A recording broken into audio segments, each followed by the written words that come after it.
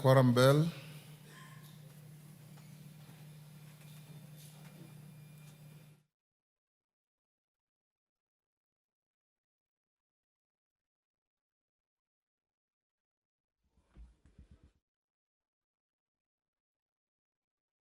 The National Assembly has just taken his seat and ordered for the quorum bell to be rung. Allow members of Parliament who are within the presence of Parliament to make their way into the chambers. The quorum is pursuant to Standing Order number 34.1 of the Standing Orders of the House. And it states that a quorum of the House or of the Committee of the Whole shall be 50 members. If there is no quorum, if there's no quorum present when the chair is taken at the time appointed for a meeting of the House, immediately after saying of the prayer, the Speaker shall order the bell to be rung for 10 minutes. If no quorum is present at the expiration of the 10 minutes, the Speaker may direct that the bell be rung for a further 5 minutes. And if there's still no quorum present, the Speaker shall adjourn the House forthwith to the next sitting. Allow me to continue taking you through the expected order of business this afternoon. There will be a bill that will be discussed this afternoon in the National Assembly. This is the Pyrethrum Repeal Bill, National Assembly Bill number 40 of 2024. This is a bill by the leader of the majority party, which will be on the second reading. And the question is also expected to be put for this bill. This bill proposes to repeal the Pyrethrum Act Cap 340 because it is not inconsistent with the provisions of the Crops Act Cap 318, which provides for similar matters within the context of the harmonized regulations of scheduled crops under one legislative framework. The repeal of the Pyrethrum Act will therefore address the conflict between the Act and the provisions of the Crops Act. The bill does not delegate legislative powers and does not limit fundamental rights and freedoms. The bill also does not affect the functions and powers of the county government and is therefore not a bill concerning counties within the meaning of Article 110 of the Constitution and the Standing Orders.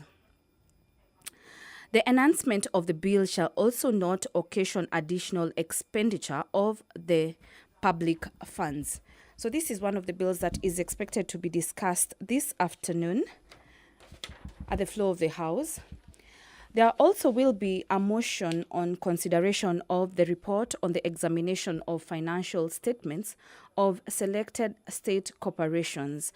This is a motion by the Chairperson, Public Investments Committee on Commercial Affairs and Energy, that this House adopts the report of the Public Investments Committee on Commercial Affairs and Energy on its examination of the reports of the Auditor General on the financial statements of selected state corporations. This was laid on the table of the House on Wednesday, 4th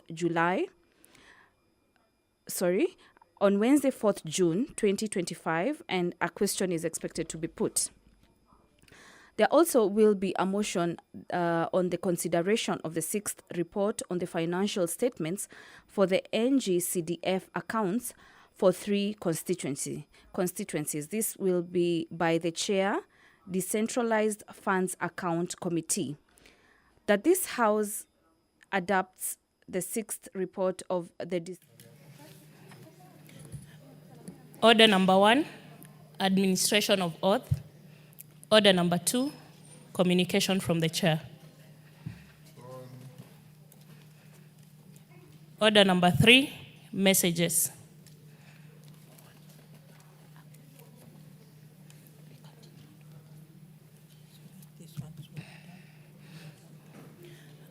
Order number 4, petitions. Order number 5, papers.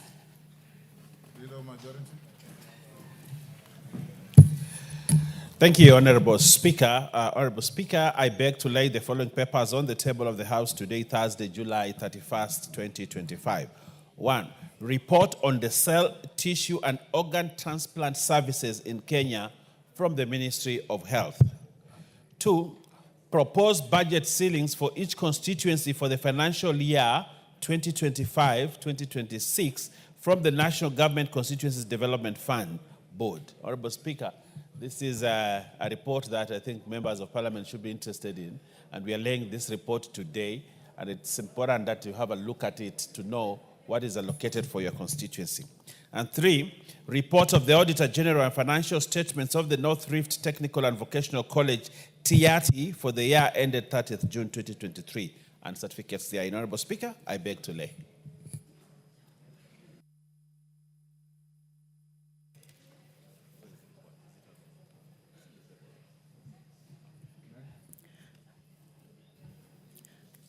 Order number 6, notices of motion. Order number 7, questions and statements. Skip that order number 7. Go to the orders where we're putting questions. Order 8, order 9, order 10, order 11, order 12. Do first reading 13 and 14 and 15. Then we come back to statements. Order number 8, motion. Approval of the mediated version of the Gambling Control Bill, National Assembly Bill number 70 of 2023. Question to be put. Thank you. Members at the bar, take the nearest seats.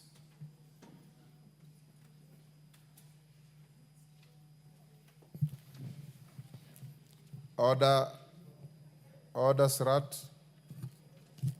What's the name of the member on this seat? Take your seat. Honorable members, I'll now put the question and order number 8, which is that pursuant to the provisions of Article 113(2) of the Constitution and Standing Order 153, this House adopts the report of the Mediation Committee on the Gambling Control Bill, National Assembly Bill number 70 of 2023, laid on the table of the House on Tuesday, 1st July 2025, and approves the mediated version of the Gambling Control Bill, National Assembly Bill number 70 of 2023. As members of that opinion say aye. Will those of the contrary opinion say nay? The ayes have it.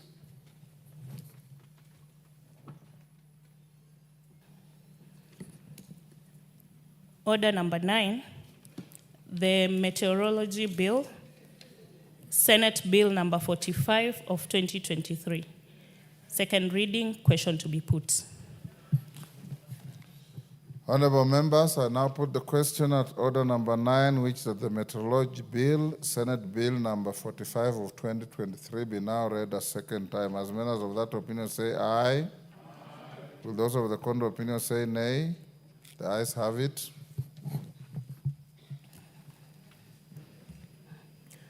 A bill for an act of parliament to provide for the establishment of the Kenya Meteorological Service Authority, regulation, coordination, monitoring, management, provision, and control of meteorological services and for connected purposes. Next. Order number 10, the Pyrethrum Repeal Bill, National Assembly Bill number 40 of 2024. Second reading, question to be put.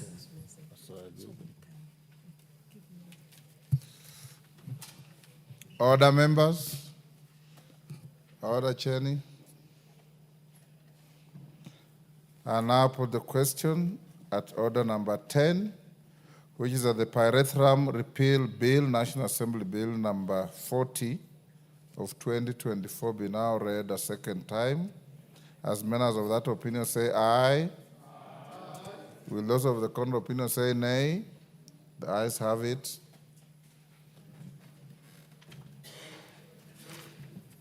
Order number 11, motion, consideration of report on the examination of financial statements of selected state corporations. Question to be put.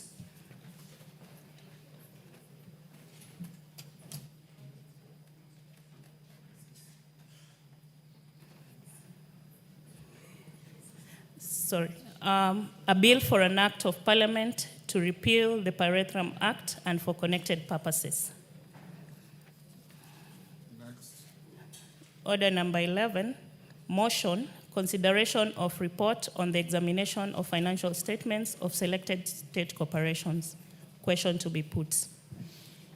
Honorable members, I'll now put the question at order number 11, which is that this House adopts the report of the Public Investments Committee on Commercial Affairs and Energy on its examination of the reports of the Auditor General and the financial statements of selected state corporations laid on the table of the House on Wednesday, 4th June 2025. As members of that opinion say aye. Aye.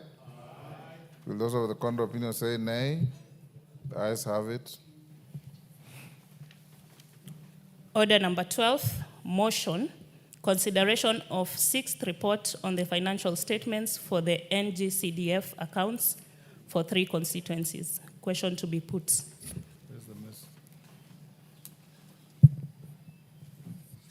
Order, members, take your seats, the nearest seats.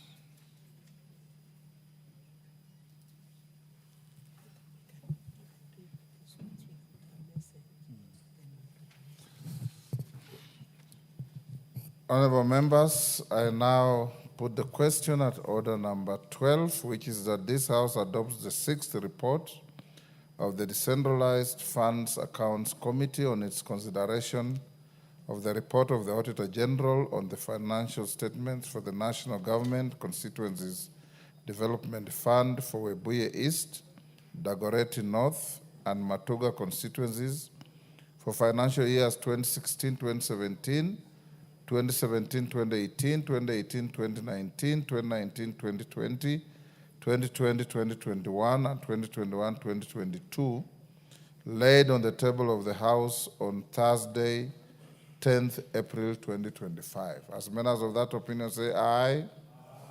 Will those of the contrary opinion say nay? The ayes have it. Order number 13, the County Government's Additional Allocations number 2 Bill, Senate Bill number 8 of 2025. First reading.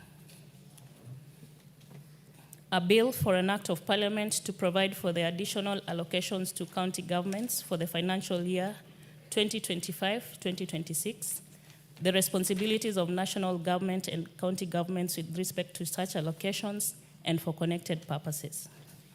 Thank you. Hold there. Honorable members, before we go to the next order, allow me to acknowledge some of the students may have left. In the Speaker's Gallery, Alpha Junior Academy from Ainapkoi, Yosingishu, Karima Secondary School from Dia, Kirinyaga.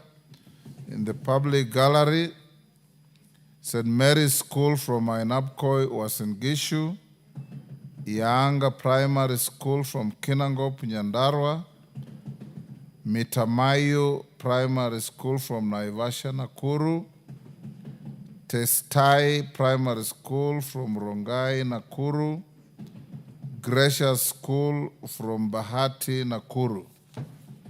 On my behalf and on behalf of the House, we welcome the students, their teachers, and those accompanying them to the House of Parliament. Next order. Order number 14, the County Allocation of Revenue Bill, Senate Bill number 9 of 2025. First reading. A bill for an act of parliament to provide for the equitable allocation of revenue raised nationally among the county governments for the 2025-2026 financial year, the responsibilities of national and county governments pursuant to such allocation, and for connected purposes. Order number 15, the County Assembly's Pension Scheme Bill, Senate Bill number 14 of 2024. First reading. A bill for an act of parliament to provide for a contributory pension scheme for members of county assemblies, establish a county assemblies pensions fund for the payment of or granting of pensions, or retirement benefits to members of county assemblies and for connected purposes. Order number 3. Order number 3, messages. Sarah, where's the message?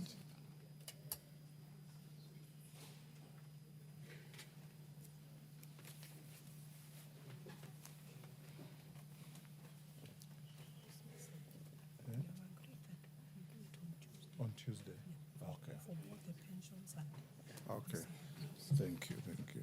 So go to order number 7. Or when you are distracting my clerks, go to order number 7. Order number 7, questions and statements. Yes, Owen?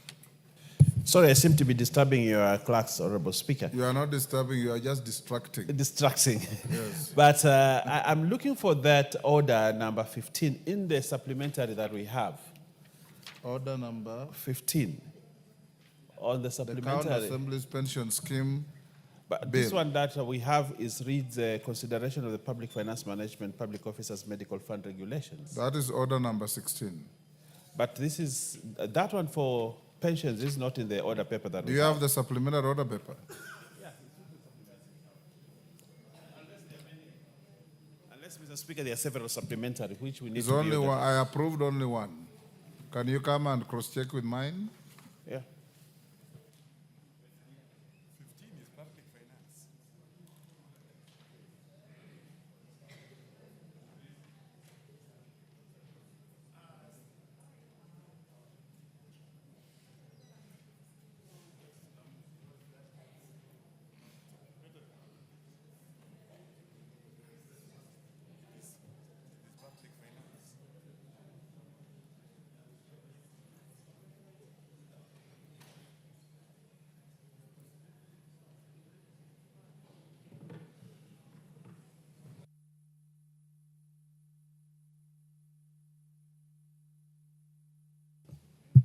Yes, can you harmonize that? So let's go to order number 7, statements.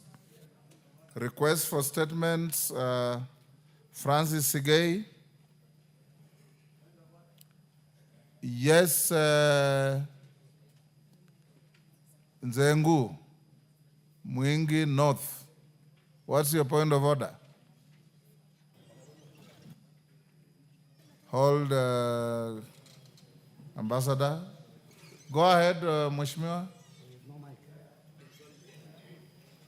Thank you, Mr. Speaker.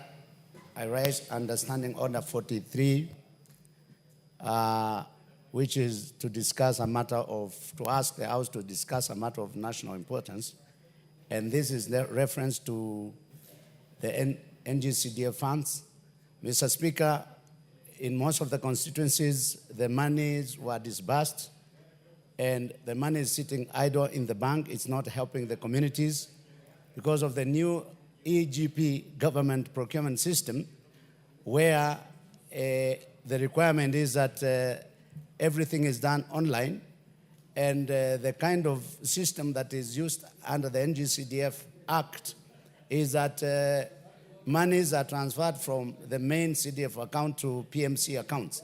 The PMCs are community members who are just collected within the community members and form a committee. That committee then executes the procurement, and therefore, Mr. Speaker... Are they collected or elected? They're elected, or nominated? They are nominated by communities to form that project Because there's management. a hell lot of difference between members collected and members nominated. I am well guided, Sam. Yes. So, Mr. Speaker, my question is, since this is not an officially recognized or registered institution that can execute roles of agents of KRA and all the related requirements, we have now a stalemate where we do not know what we are going to do with the money. The money is sitting there, so I was seeking the House to discuss that matter so that we can have a way out of this stalemate. I thank you, Mr. Speaker. Honorable Nzengu, The House cannot discuss your concern unless you brought a motion of adjournment. There's no motion before the House. But having consulted with the Speaker that you had a concern, I direct the Majority Leader to get hold of the Chair of CDF, NGCDF Committee, to bring some message to the House. If he appears here this afternoon before the rise of the House on what exactly is the issue, if he doesn't show up, first thing on Tuesday afternoon. Go on record. Much obliged, Mr. Speaker. I'll do as directed. Yes, look for your chair of NGCDF. Oh. Ambassador Francis Sigei Sotik. Honorable Speaker, pursuant to the provisions of Standing Order 44-2C, I wish to request for a statement from the chairperson of the Departmental Committee on Education regarding establishment of more junior secondary schools in Swati constituency. Honorable Speaker, school-going children in Swati constituency have been subjected to distress and suffering due to the extreme challenges encountered in accessing junior secondary schools, which are distant from their residences. This has in turn resulted in few registration of children transitioning from junior to secondary school, with some children risking their lives crossing roads and rivers to access their schools. Currently, there are 22 new permanent classrooms constructed to accommodate children transitioning to junior secondary schools, thus necessitating establishment of additional 21 junior secondary schools. This will enhance access to quality education and ensure 100% transition to junior secondary school. Honorable Speaker, it is against this background that I request for a statement from the chairperson of the Departmental Committee on Education on the following. 1, steps being taken by the government to establish additional junior secondary schools in Swati constituency. 2, immediate measures being taken to ensure that children in Swati constituency who are at the transitions to secondary schools are not disadvantaged by lack of adequate schools. And lastly, 3, Advantaged or disadvantaged? disadvantaged. Are not? Are not disadvantaged. You read advantaged. Now you have corrected. Disadvantaged. Yes. 3, Mr. Speaker, the long-term plans being put in place by government to ensure there are adequate junior secondary schools in the country, and specifically in Swati constituency. Thank you, Mr. Speaker. Thank you, Balozi. Chair Education. I saw Meli come in. Gisairo, Yeah, how soon can you respond to this? we can do that in 2 weeks, Speaker. In 2 weeks. what I don't understand, Sigei, I thought junior secondary schools are an appendages to existing primary schools. Are they not? So how do you want to establish them in isolation of your existing primary schools? But it's up to you. Let's hear what Kisairo and Mr. Speaker, will respond. Mr. Speaker, these junior secondary schools are approved by the ministry. They must be approved. Okay. And therefore, I have written to the ministry Yes. on the schools which I recommend for registration. Yes. And I am seeking that statement from the ministry. Gisairo, 2 weeks? Yes, Speaker, and I do understand what he's saying. It's not all primary schools that actually have junior school. Some were not approved. So I But understand. all junior secondary schools are Are appendages to domiciled, existing yes. primary schools. Yes. Okay. Farah Yakub? Yes, Oundo? What is Speaker, I just wanted also the Education Committee riding on the same. You want to joyride? Yes, to clarify on a matter that seems to be gaining some currency in the most rural schools. Yes. Is it junior secondary schools, is it primary schools, or are they called comprehensive schools under the leadership of the head of institution? See, now they're no longer calling themselves head teachers, they're calling the schools comprehensive schools, they're calling themselves head of institutions. You know, there's too much confusion. So whereas you bring the answer to the question or to the request for statement, do us a favor and clarify so that we do not misinterpret or make reference to the teachers that seems to demean their elevated titles now. Thank you, Honorable Speaker. Gisairo, can you add that? Thank you, Speaker. We'll add that, but I would like to say that we have junior school and not comprehensive schools. And also, the head is the head of institution, but we'll have that in the response. Farah Yakub, MP for Fafi. Thank you, Mr. Speaker. Honorable Speaker, sir, pursuant to Standing Order 44 2C, I rise to request for a statement from the chairperson of the Departmental Committee on Transport and Infrastructure regarding the status of the Lamu Port, South Sudan, Ethiopia transport here in Lapset Corridor Project, especially in Garissa County. Honorable Speaker, the Lapset Corridor Project has been touted as one of the largest and integrated infrastructure projects in Africa.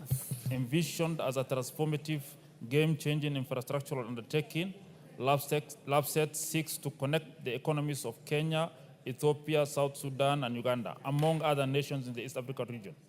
The government of Kenya aligned this flagship project with Kenya's Vision 2030 through a wide range of components, including the Lamu Port at Manda Bay, with a planned 32 deep sea berth, international airports, and resort cities in Lamu, Isiolo, and Turkana, a merchant oil refinery in Lamu, the Grand Falls multipurpose dam, a regional road and rail networks, fiber optic cables, and advanced communication systems.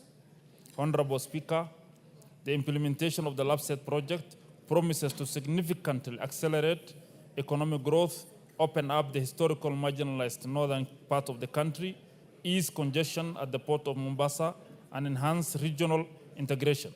The project was also intended to address the devastating impacts of recurrent drought and to uplift communities along the corridor by catalyzing development and enhancing livelihoods. However, despite the immense significance of the project and the high expectations of residents of northern Kenya, particularly those in Garissa County, on its transformative potential, the project has faced significant delays and growing uncertainties. Honorable Speaker, sir, it is against this backdrop that I request a statement from the chairperson of the Departmental Committee on Transport and Infrastructure on the following. 1, the progress made on implementation of the Lapset project within Garissa County in terms of land acquisition, compensation, and resettlement, mapping, and infrastructural planning. 2, the financial aspect of the project, including the total funds allocated, actual disbursement, and the corresponding budgetary provision towards the project. And lastly, a comprehensive status report on the current stage of the project, including projected timelines for completion. I thank you, Honorable Speaker.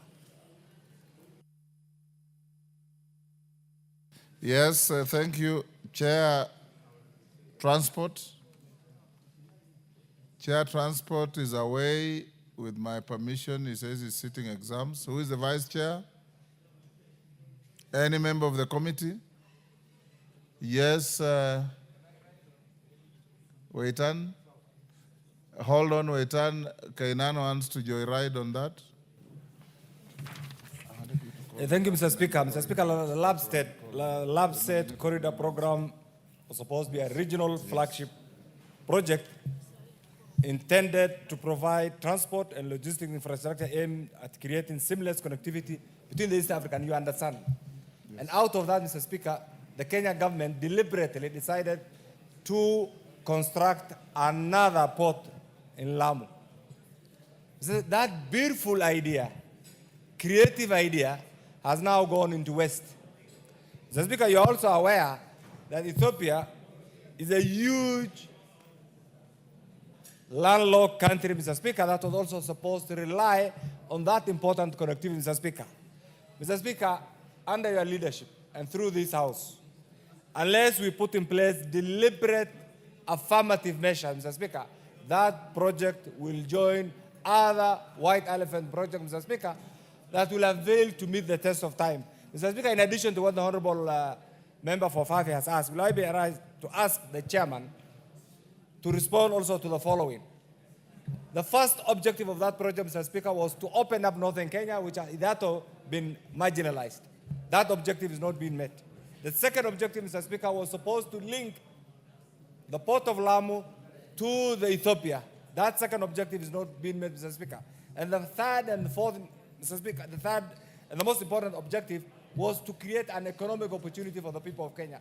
That is not also being met, Mr. Speaker. And finally, a lot of resources have been spent, Mr. Speaker, and what is being used right now is security. Security. There is no security problem in that region, Mr. Speaker. The only thing that is there is there are other potential areas in court, pursuant to sessional paper number 10 of 1965, Mr. Speaker, which I think in the next few months we should declare unconstitutional, so that it's removed from the archives of Treasury, Mr. Speaker, is what is being used to deny our people their legitimate constitutional right, Mr. Speaker. Mr. Speaker, the Chairman should bring a comprehensive statement that will not only complete this project within the timeline, because you see, Mr. Speaker, Ethiopia now, because of these delays, has now moved to Djibouti.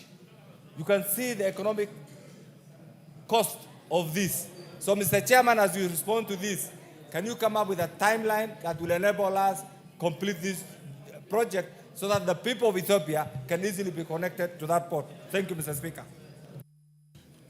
Any member of that committee? Waitan, you are a member of the committee? Bring a response in 2 weeks. This mic here. The mic is next there. Yeah, thank you, Mr. Speaker. As a member from the area, I understand the situation very well. And as a member of the committee, most obliged, I'm going to take up the matter. Thank you very much.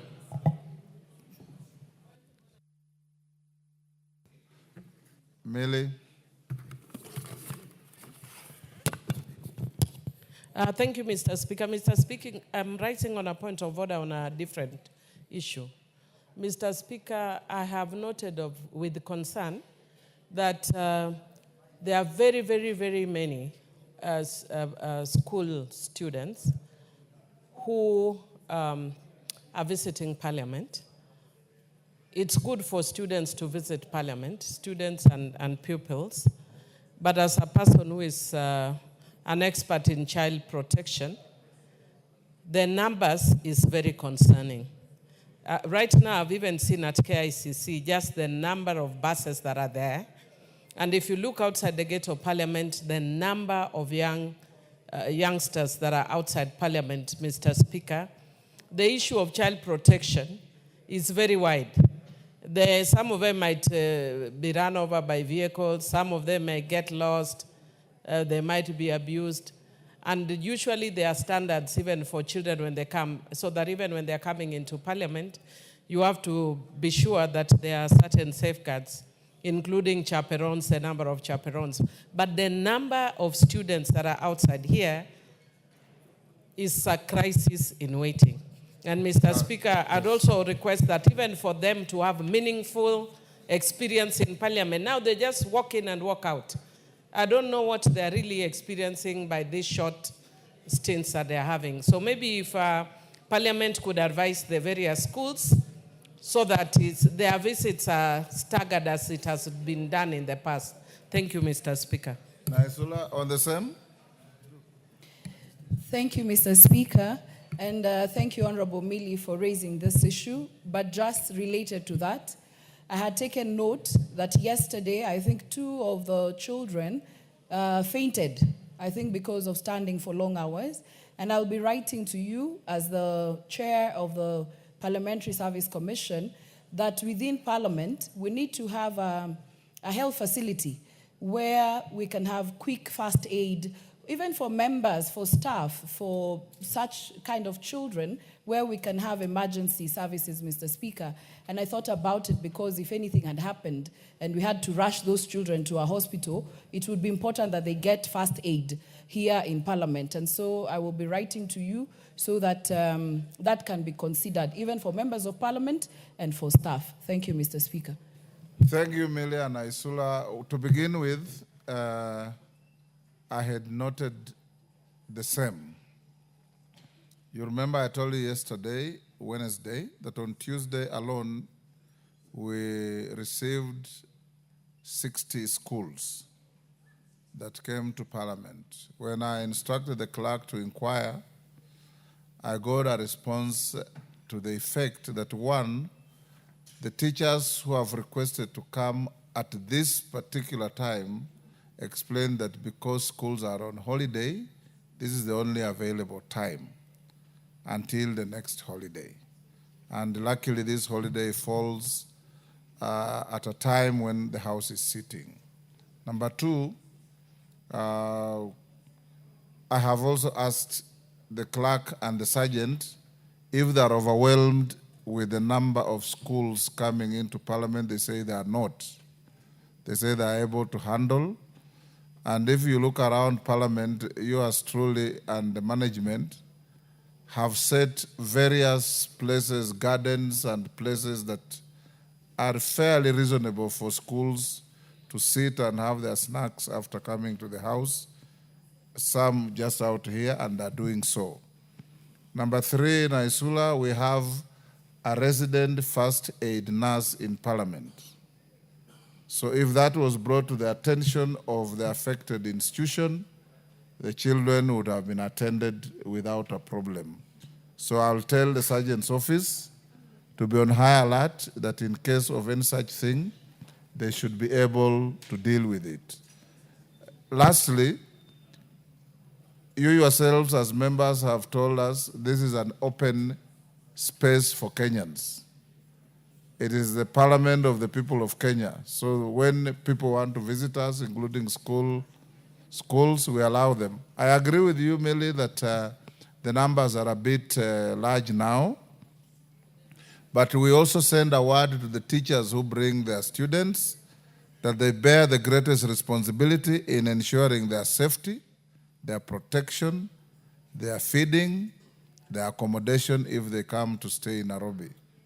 If they have any problems, we will not be able to finance anything, but they can bring it to our attention to see how best we can help them.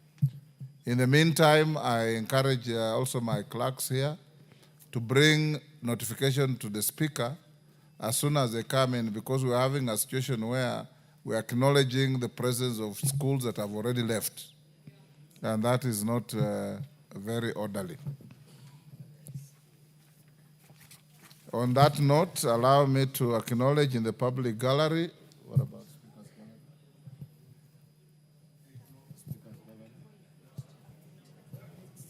The public gallery, we have Keringet Bright School from Kuresoi, South Nakuru, St. Mary's Nyabururu, Kitutu Chache Kisi, Kamunyu Primary School, Mwingi Central Kitui, Soy Emining Academy from Mogotio Baringo, Gatundu Inn Academy from Kangema Muranga, Iriamuri Primary School from Bere South Embu, and St. Barnabas School from Keio North Elgeyo Marakwet. On my behalf and on behalf of the House, we welcome the students, their teachers, and those accompanying them to the House of Parliament. Next, Honorable Owen Bayer. Thank you, Honorable Speaker. Honorable Speaker, pursuant to the provisions of Standing Order 44.2c, I wish to request for a statement from the chairperson of the Departmental Committee on Tourism and Wildlife regarding the status of the construction of the Ronald Ngala Utalii College in Kilifi County. Honorable Speaker, on 1st February 1996, the government approved construction of the Coast Branch of the Kenya Utalii College via Cabinet Minute 30/1996. However, commencement of the project in Vipingo, Kilifi County stalled until 2010. Upon commencement, construction faced challenges that have delayed its completion for 29 years. Notably, in 2017, the Public Investment Committee in the 11th Parliament raised concerns regarding the project through a special report on the college dated May 2017. In addition, in the 2021, the Public Investment Committee in the 12th Parliament further inquired into the status of the construction and public funds that have been spent in the project. Despite these interventions and concerns regarding the delays and the effect on the value for public money, the project remains stalled. This inordinate delay has hampered the growth of the tourism sector in the coastal region of Kilifi due to lack of quality facilities and personnel, owing to the fact that the county only relies on the Kenya Utalii College, Nairobi. Honorable Speaker, it is against this background that I request for a statement from the chairperson of the Departmental Committee on Tourism and Wildlife on the following: a comprehensive report on the status of the construction of the Ronald Ngala Utalii College in Kilifi County, including expected completion timelines. 2, reasons for the delay in completion and subsequent opening of the college and the measures being taken to complete the college without any further delay. 3, a detailed assessment of the total cost incurred in the construction of the college, including penalties and fines incurred since commencement. And lastly, Honorable Speaker, a report on the utilization of public funds on the construction of the Ronald Ngala Utalii College in Kilifi County since commencement in comparison with the initial cost. My Speaker, I thank you. Yes, Julius Olesunguli, on the same. Yeah, I would like to ask your indulgence to joyride on that statement. Go ahead. Because, Mr. Speaker, while the Ronald Ngala Utalii College was being constructed, the government has also committed itself to construct a Utalii College in Kilgoris. And that has already, there was groundbreaking that happened, that was done by the highest in government. And up to today, I don't know what the status of the Kilgoris Utalii College is. I would also ask, Mr. Speaker, that when the minister, when the chairman of the committee of tourism stands to bring this statement to the House, could he kindly include a statement along the same lines on the one in Kilgoris? What is the status of that college? How much money has been allocated? Because I haven't seen it in the budget. And when is the construction supposed to commence and to be completed? Thank you. Chair, Tourism and Wildlife, that Kareke Mbuki. Any member of the committee? Yes, Owen Bayer, you take responsibility and inform him to bring a response in 2 weeks. Much obliged, Honorable Speaker. Mary Maingi.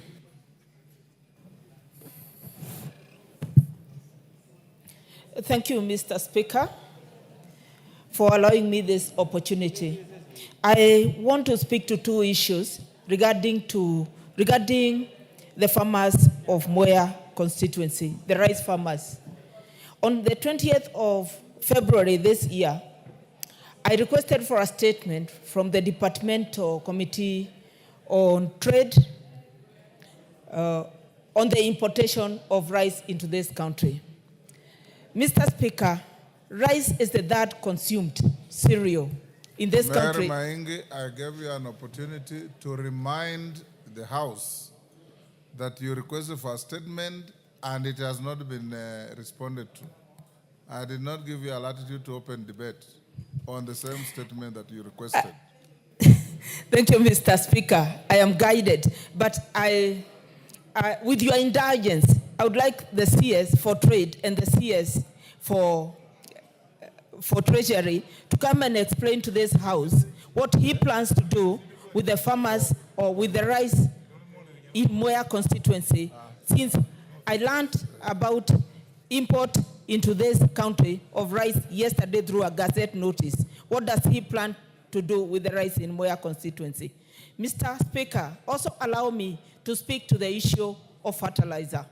And I urge you to indulge the CS of Agriculture to come and explain to this House why the Moya rice farmers should not enjoy subsidized fertilizer like other farmers. We have written to the permanent secretary, to the principal secretary, Agriculture, on subsidized fertilizer through Moya rice growers, MRGM, and he doesn't seem to think it is urgent for us to enjoy the subsidized fertilizer. Mr. Speaker, I seek your guidance. Thank you. On the fertilizer one, you remember you shared with me, and I've forwarded your concerns to the Minister of Agriculture. But Mutunga, I can see you here. Can you check out on why farmers of rice buddies in Mwea are not accessing subsidized fertilizer, when the policy is that each and every farmer, whether it's coffee, tea, rice, potato, maize, whichever crop, must be equally treated to access subsidized fertilizer? I'll do that, Honorable Speaker, but the strategy is to have everyone receive for subsidized fertilizer, whether it is tea, coffee, rice, or the crops. Thank you, Honorable Speaker. Thank you. And on the rice one, the chair of trade, she has spoken for you. Yes. Well, she represents Mwea. Does Nyand also not, you get fertilizer? Okay, Mutunga. Chairman Mutunga, limit your phone contact in the chamber. Expand your fertilizer check to Muhoroni as well. It's called Nyando Rice Scheme. And on the Next, responses to statements. Administration and Internal Security. Tongoyo, is he here? Yes, respond to a request by Beatrice Kemei.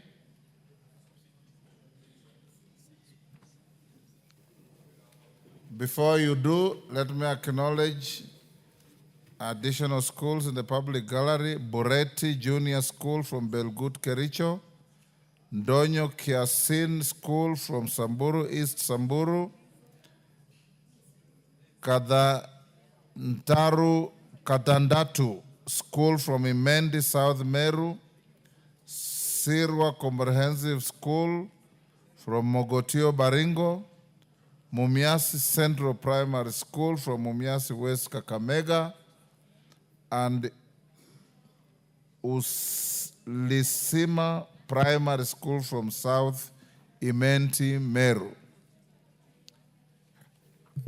Next, Honorable Member for Mumiasi East, West, I know you asked me to give you an opportunity to welcome your school. It probably has already left. So on my behalf and on behalf of the House, we welcome the schools, the students, the teachers, and those accompanying them to Parliament. Tongoyo. Thank you, Honorable Speaker. And you have 3 responses. Are you ready with all of them? Yes, I am. Start with I need your indulgence, Honorable Speaker. As much as I'm ready with the response from the Honorable Beatrice Kemei, I doubt whether she's in the House. If she's not in the House, put it aside. So maybe table it or... Table it, she will read it. Yeah.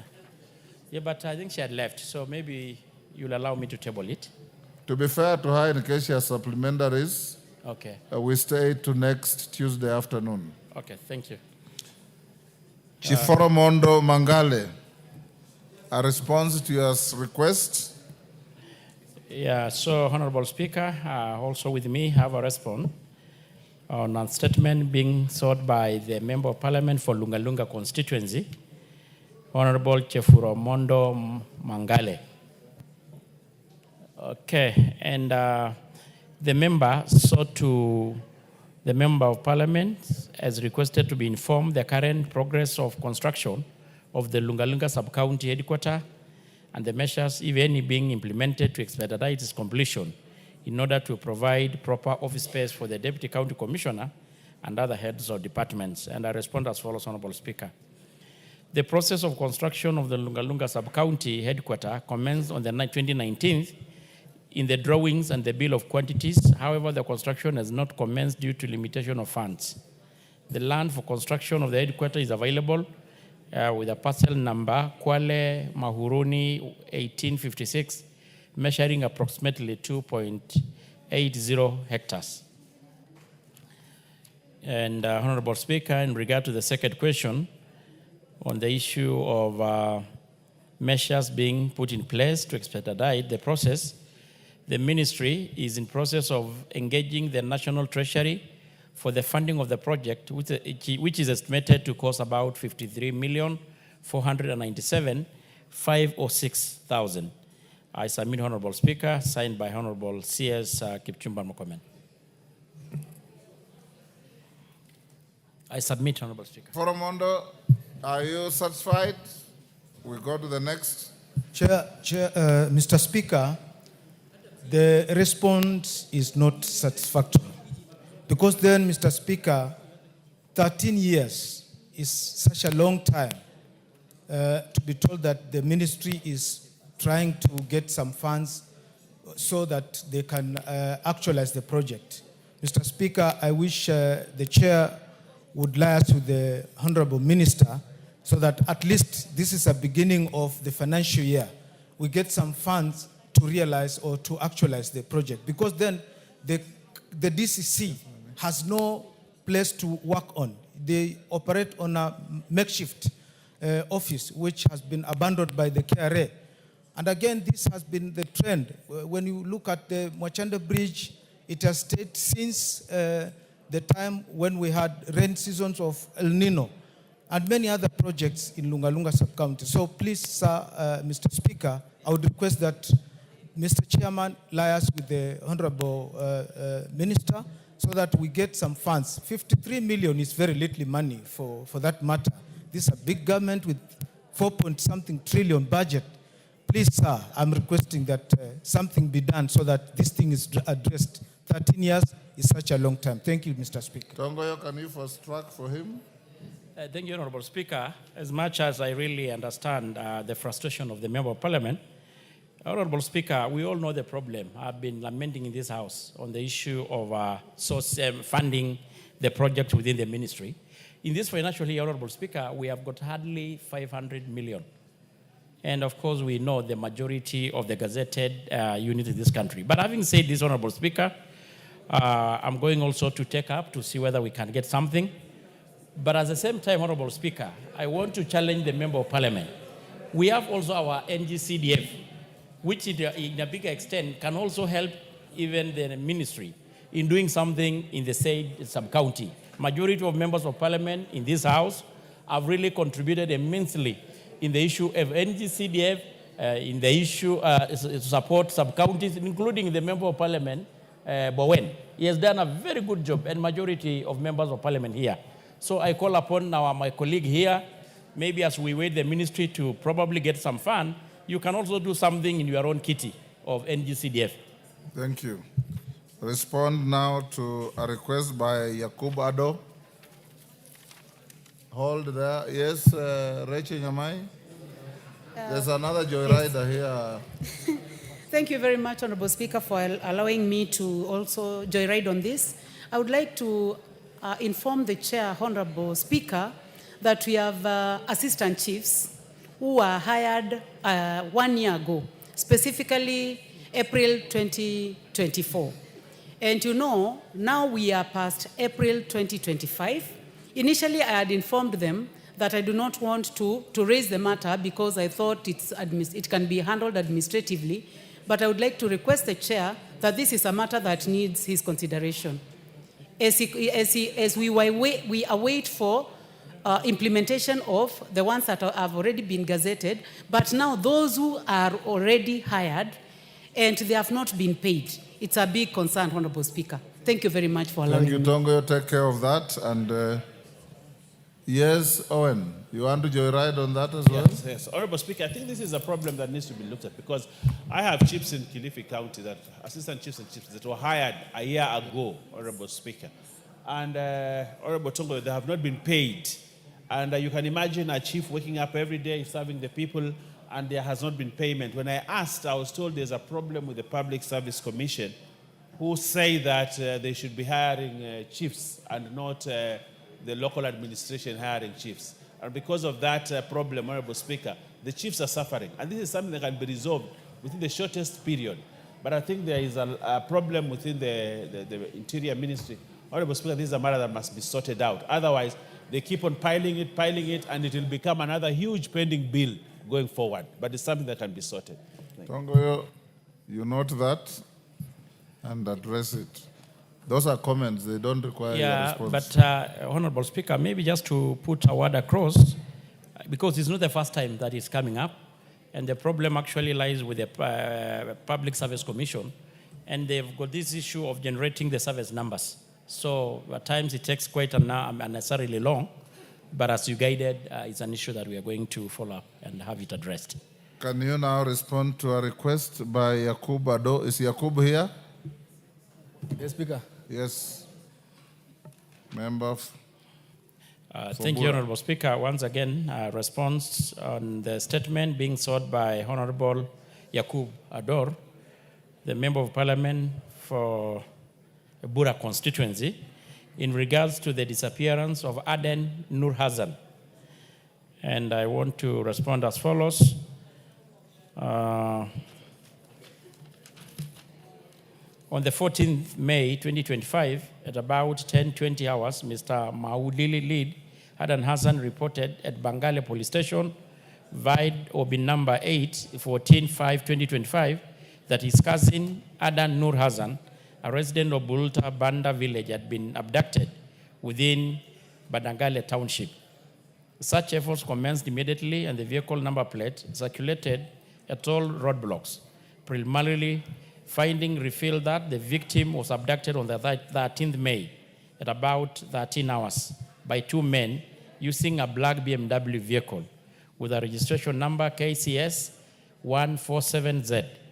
It was further established that the victim's mobile phone was switched off immediately after his abduction in Bangale town. Prior to the incident, the victim had been in communication with the individual whose phone number was traced to Mbalambale and has since been switched off. The DCI Crime Search and Intelligence Bureau is currently reviewing the call records of the victim with a view of identifying any suspicious phone number that the victim may have been in contact with. Additionally, a formal request was sent to the National Transport and Safety Authority to obtain the ownership detail of the suspected vehicle. A response was received providing a duplicate logbook of the vehicle, with confirmed that the vehicle, a black BMW registration number KCS 147Z, is registered under Mr. Mustafa Adan Ibrahim. The investigation team is therefore tracking Mustafa, who was considered a key suspect in the matter and was later located between Mandera and Wajir County. Investigations are still ongoing, with effort intensified to apprehend the suspects and arraign them in court of law for the appropriation charges. And on the second question, Speaker, the police have intensified the investigation to ensure that the said person is expeditiously traced and reunited with the family, and to apprehend and arraign in court those who will be found responsible for the disappearance of the said person. Submit, Honorable Speaker. I think the rest are just standard response. Jacob?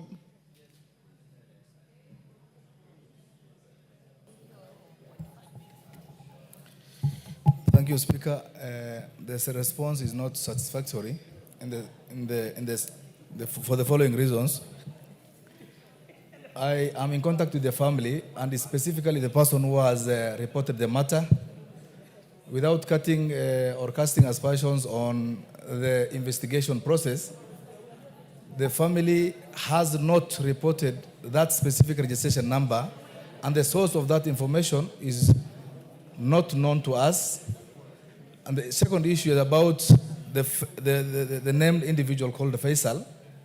I think with a little more seriousness on the issue, the details of that individual will have been traced, and that matter was close to 4 or 5 months ago.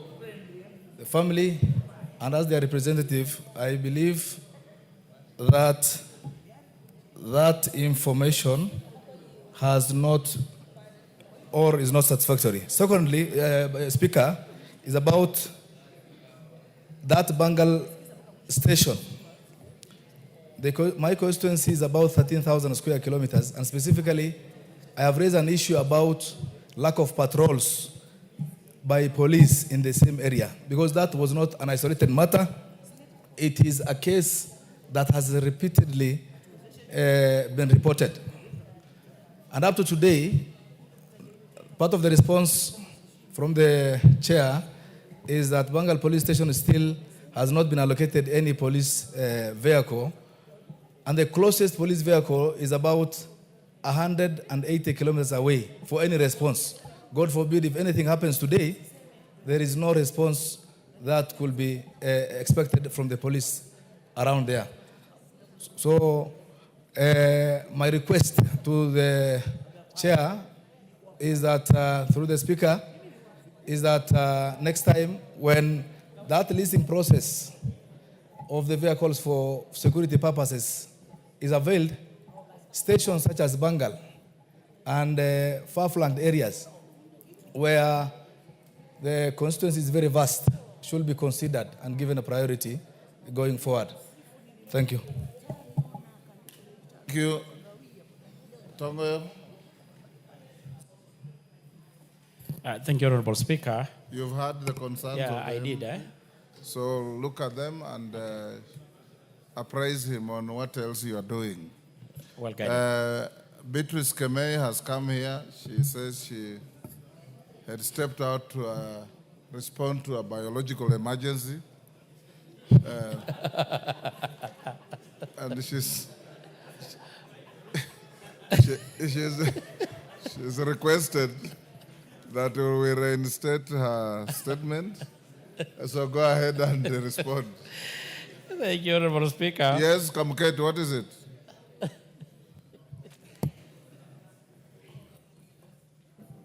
Mr. Speaker, I just wanted to joyride on that statement. Before the chairman responds, I wanted to add something little. Mr. Speaker, one of the most shameful... On which statement? On the statement by the member for Bora. We have already gone past that. No, we are not now yet. with He has not Kemei. responded. He hasn't responded. I wanted to just add something. Go ahead. Thank you, Mr. Speaker. Mr. Speaker, I was saying, Mr. Speaker, that one of the most shameful acts for a member of parliament is to come and to pretend to give a response on behalf of the police to this house. Mr. Speaker, I think we have to find a way to avoid a member of parliament, whether he's chairman for security or whatever committee, to give a response on behalf of the police. Because we know, Mr. Speaker, there is so much that this member does not know. And when we are talking about security matters, we are talking about, most of the time, we are talking about loss of life. I have a case in mind, Mr. Speaker, of my constituency, where somebody was picked from Ginyang Market by police and has never been seen up to date. We've chosen not to ask because there is little you can get from the police. So when I hear the chairman here trying to give a response on behalf of the police, I feel for him. Because I believe that even what he's reading, he does not believe in it. He doesn't even have the facts. You are not a spokesman, are you? No, but Mr. Speaker, it is obvious that he doesn't even know what he's talking about. It is obvious, Mr. Speaker. So I think, Mr. Be Speaker. fair to your colleague. Yes. Thank you, Mr. Speaker. I don't want to be unfair to him, but I'm trying to paint a problem, Mr. Speaker. Honorable. That is very real in the country. Member for Tiati. Yes, sir. We have given you an opportunity as member. Take your seat. You elect to file a question to the committee. The chairman of the committee or the chairperson of the committee will bring you an answer, however competent or incompetent. We have also given you an election to file questions for ministers to come and answer here, for you to grill them. The Minister for Security will be here next Wednesday. So it's entirely up to you and those who think like you to choose where to file your questions.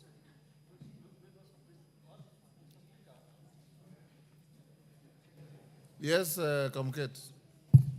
Mr. Speaker, I want to add that even the Minister for Security is a civilian. Sometimes the statements he brings to this house, he is given stories that stories are jabber. Order, Honorable Kamket. I'm telling you, Mr. Speaker, this is the reality. Are you telling the House that you want the IG and other policemen to come here and answer questions?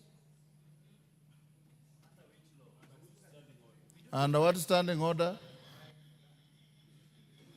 Mr. Speaker, we have other agencies who come to this house, even in committee. We have to find a way of having those officers directly to respond to issues, either in plenary or in committee. Mr. Speaker, because the stories we are told, the security stories we are told, a member of parliament is given stories that he is not able to substantiate. We are not able to ask him subsequent questions. And these are questions that concern the lives of Kenyans, Mr. Speaker. That's all I'm saying. Yes, Kainan. Mr. Speaker, the Honorable Kamket, having worked in Parliament under the old Constitution, remembers when we used to have the government question time and answer time, when questions would be filed on the floor of the House, and you deal with substantive office holders. I think what right now is trying to imagine is how do we get out this conflicted system? And I think that's what BBI wanted to do. That is what NATCO report attempts to do. It's the high time that we think out of the box and face this challenge, because it's a constitutional problem. It's not the Speaker's problem. It's not your problem. It's not the problem of the chair of the committee. It's because of the system that we have. So it is the high time that we as members of this House think out of the box and bring back the glory of this House, so that the real business of running government is transacted in this House by the elected representative of the people of Kenya. And that is parliamentary system, and that's what everybody is yearning for. So let's support that initiative to bring back power to this House through a parliamentary system. Thank you. Before you respond to Kemei's request, Chairman, allow me to acknowledge in the Speaker's Gallery, Mumias Central Primary School from Mumias West, Kakamega. In the public gallery, we have Glorious Academy from Thika Town, Kiambu, Kapkwang School from Baringo North, Baringo, Kilel Stars Academy from Konoin, Bomet, Hoflo Junior Academy from Ainabkoi, Wasingishu, and Chepseon Complex from Kipkelion East, Kericho. On my behalf and on behalf of the House, we welcome the students, their teachers, and those accompanying them to the House of Parliament. Thank you. Tongoyo, go ahead and respond to Beatrice Kemei. Thank you, Honorable Speaker. But, Honorable Speaker, I don't want to belabor on what you have already ruled on. But, Honorable Speaker, just allow me to respectfully also weigh on what my brother had said. Our current standing orders are very clear on who responds to statement, to questions on behalf of members. But again, it's not limited to even the IG and the police officers appearing before the committees. And by then, we can have a session of interrogating issues that we need more deeper interrogation. So maybe, Honorable Speaker, the member may still have an opportunity, maybe through committee sessions. Honorable Speaker, on the issue of Honorable Kemei regarding the issue of GBV, the issue of gender-based violence, but maybe before, Honorable Speaker, just allow me, the Member of Parliament for Bura, you see, have just come to sit next to me. He's still having some issue on the response. And you remember we still have unfinished business with the CS on appearance before the committee on several unresponded statements. And we'll probably consider having him appear if we get that opportunity. May? Yes. Then continue whispering to each other. Yeah. Yeah. So when he appears, you can still come before the committee. So on Kemei, she wanted to know regarding investigation into the escalating cases of gender-based violence in Kericho County. And I want to respond as well as Honorable Speaker, because I think she wanted the status of investigation into the reported femicide and GBV case in Kericho County, particularly the attack on Miss Mercy Chelagat and Miss Miriam Chelimo. And the report on the number of reported femicide cases between July, August, and April 2025.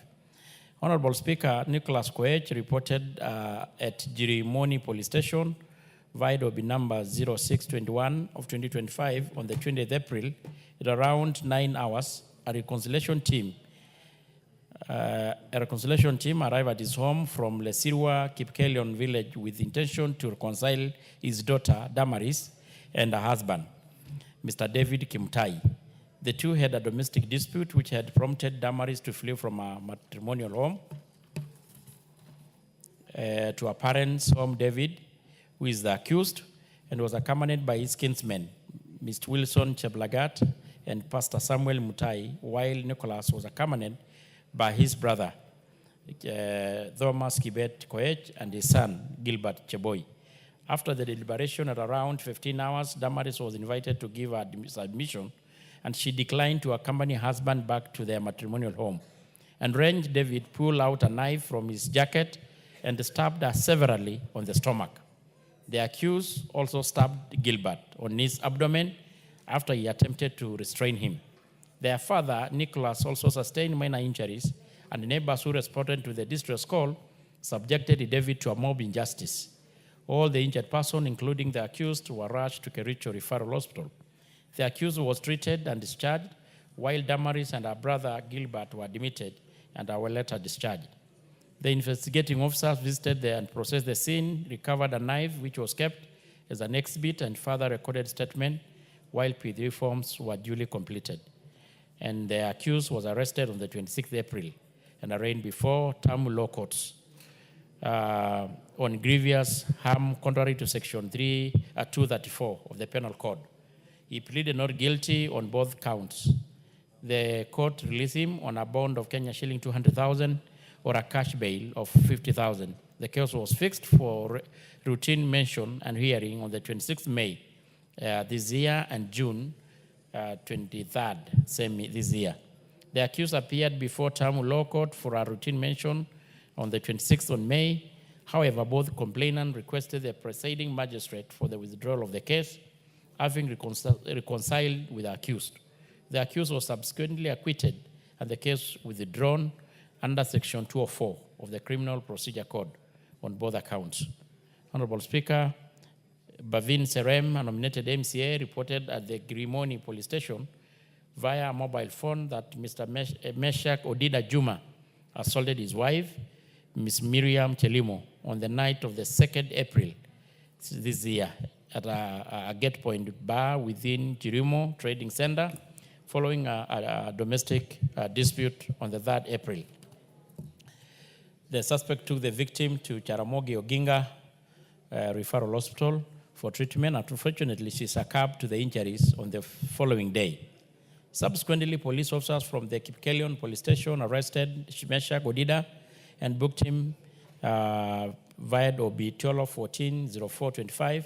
Upon interrogation, he admitted that he had not reported the incident to the police, stating the funeral arrangements were already underway for a burial schedule on the 16th April, and her parents' home in Chesgot, Kunyak, within the Kipkelion sub-county. The suspect was presented before Kericho Law Court on the 15th April for custodial orders and was later arraigned for plea taking on the 23rd. Honorable Speaker, on the report of the number of reported femicide and GBV cases between the month of July and April this year are stated as follows. On the number of the femicide, there were two cases reported, all pending before court. The rape cases were 9, 7 cases pending before the court. Gang rape cases were 3, all pending before the court. Sexual assaults are 2, all pending before the court. Defilement were 77. All cases, this is very alarming, cases are pending before the court. Attempted defilement are 2, accused convicted. Grievous harm are 3, all pending before the court. Honorable Speaker, all reported cases of femicide and gender-based violence in Kericho County has been thoroughly investigated, with several cases currently pending before the competent court of law. While others have already been concluded, the government remains fully committed to upholding the rule of law and ensuring the timely, impartial prosecution of all reported cases. Effort continues to be directed toward eliminating procedural delays, protecting the right of survivors, and holding perpetrators accountable through a victim-centered, right-based approach. And limited arrest, Honorable Speaker, prosecution in Kericho cases is subjected to the low level of community sensitization, which has resulted in the victim being prosecuted by members, pressurized by the members of the public to resolve cases privately with the perpetrators. The limited cooperation from the members of the public in assisting the police to trace, apprehend suspect, many of whom go into hiding after committing the crime. Survivors of the GBV often face societal stigma and are blamed for their victimization, which deter the victims and the families from reporting the victims. I submit, Honorable Speaker, signed by the CS Interior, Honorable Kipchumar Murkomen. Thank you, Honorable Speaker. Beatrice Kemei. Thank you, Honorable Speaker, and especially the fact that you considered my request, having stepped out to make sure that I'm comfortable to listen to the chairman. Yes. And Honorable Speaker, he has actually brought this and result or from the CS. But Honorable Speaker, it is actually unfortunate that cases are alarming and rising. They are definitely alarming for a small count like Kericho. Yes. Now, Honorable Speaker, I expected, even having come up with reasons why this slow rate of prosecution and arrest, I expected to get the possible solutions from the CS. Having said this, I want to thank you, Honorable Speaker, that this campaign by the women leaders against SGPV has actually yielded some small result. But I want to plead with our male counterparts to support us. If we don't get support from our male counterparts, we will not go far. So, Honorable Speaker, I wish you can say something out of that whenever we are in any function, because SGPV is not for women only. It affects everybody else, but the most affected are women, Honorable Speaker. So for these cases of Kericho, they are alarming and rising every day. And Honorable Speaker, I also want to add that court cases take very long, and that is why, and some of them decide to withdraw and even to reconcile, and some are forced for reconciliation. So, Honorable Speaker, I ask that all the stakeholders come together to make sure that these cases go down. And it is not only in Kericho, across the country. And you'll realize that social and economic factors are affected, or economic factors and political are affected by these social cases. So, Honorable Speaker, I ask that we go further than that. So for Chair, please get more results. How can we get possible solutions for this? It is not satisfactory, Honorable Speaker, and especially this lady who died, and then the husband did not even report. saying that I'm only planning for the funeral. So I am not happy, and every day they are asking, what do legislators say about these cases? So it is from here that we can speak for our people, and especially the poor. They have nothing to do. And Honorable Speaker, yesterday, while and Madam Speaker was holding brief for you, the case of the village elder was actually, the statement was answered. But Honorable Speaker, the issue that we have is that even families are not informed of where the case has reached. So I believe that the chair should go more further for that case. Thank you, Honorable Speaker. Mshomba, you want to joyride on that? Go ahead. Thank you, Honorable Speaker. I want to take the cue from my sister, the Honorable Countywoman MP for Kericho County. Honorable Speaker, this morning I attended a conference for all the CSOs and human rights organizations that are based in Nairobi, a network for human rights organizations. And Kericho County was actually flagged in the report that was exposed in that forum. There was a baseline research that was done, and Kericho County is alarmingly showing us very negative numbers. So even as the honorable member says that she's not satisfied with the response, I support her. Honorable Speaker, it's barely 2 years since we saw bodies of women mutilated being retrieved from a quarry in Nairobi. Honorable Speaker, you bear me witness, and the members in this house can bear me witness, that that case has never been resolved. The suspect suddenly escaped from a police cell, and nobody has ever come out to tell us what happened. How many bodies were left in there? How many bodies were retrieved? Who are they? Whose daughters? Whose sisters? Whose wives were they? So, Mr. Speaker, this issue of gender-based violence, femicide, and sexual assault is becoming very serious. Where I come from in Githunguri, Mr. Speaker, we have a new phenomenon of people who are coming in employed as workers, gardeners, shaba boys, and they are accosting elderly women, raping them, killing them, their own employers. And these are people, when you go to the police to follow the case, some of them have not even IDs. We don't know where they are coming from. Which country are they from? Mr. Speaker, I rise up as a woman supporting my sister from Kericho, asking you, Honorable Speaker, even as Mr. President, support women of this house through the GBV budget that he gave us, it is not enough. We request you, Mr. Speaker, to lobby the men in this house, you as a father, you as a husband, Mr. Speaker, I beseech you. We need to see more than what we are seeing. Thank you, Mr. Speaker. Kasheri. Thank you, Honorable Speaker. While we appreciate the gains that we have made in regards to women participation in society and their safety, we still have so much to be done because we must approach these with a multi-agency approach. Honorable Speaker, the judiciary has launched an initiative to decentralize SGBV courts, but they require funding from this house to ensure that in every magistrate's court station, there is an SGBV court that specifically deals with those matters so that we can expedite such matters. When it comes to the DPP, Honorable Speaker, the investigative agency, the delays in court, and I speak these as an advocate of the High Court who has practiced and handled these matters continually, are mostly from a lack of supply of evidence that the prosecution intends to rely upon.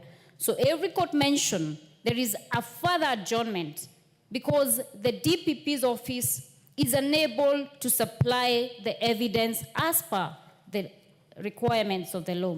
Honorable Speaker, the arresting agency, the NPS, the National Police Service, is also culpable of laxity. Sometimes women have complained to us as leaders that they have reported a matter, but police officers have dismissed those claims or claim that your dress was too short, you must have insulted, you must have said something that was demeaning to the man or to the offending person. And these are things that we cannot, as a society, keep quiet about any longer. If we have only one single approach, Honorable Speaker, we will keep having these conversations, we will keep having delayed case matters, but if we have a multi-agency approach, involve the gender ministry, involve NGOs, involve the religious communities in Kenya, I am certain that we will mitigate such occurrences. Thank you, Honorable Speaker. Maisula. Thank you very much, Mr. Speaker. And I just rise to support the woman rep of Kericho. And thank you for bringing this statement. The issues are not specific to Kericho County. They cut across the 47 counties in our country.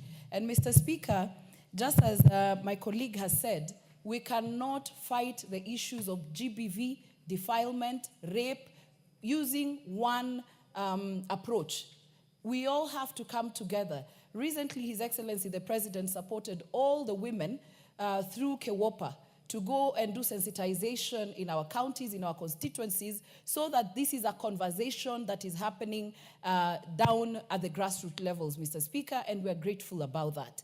But then, as the conversations go on, there has to be tangible results as a country. And I've always said this, one life has to matter.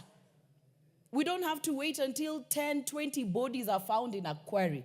When one woman, when one man, when one person, when one child, and it doesn't matter from what part of this country, Mr. Speaker, is defiled, is killed. And you can imagine, these are people who have died not because they are sick, not because of any other natural calamity, but it is another individual who has taken the life of another person, Mr. Speaker. This is something that as a country we must take very seriously. And it starts even from the family level, Mr. Speaker.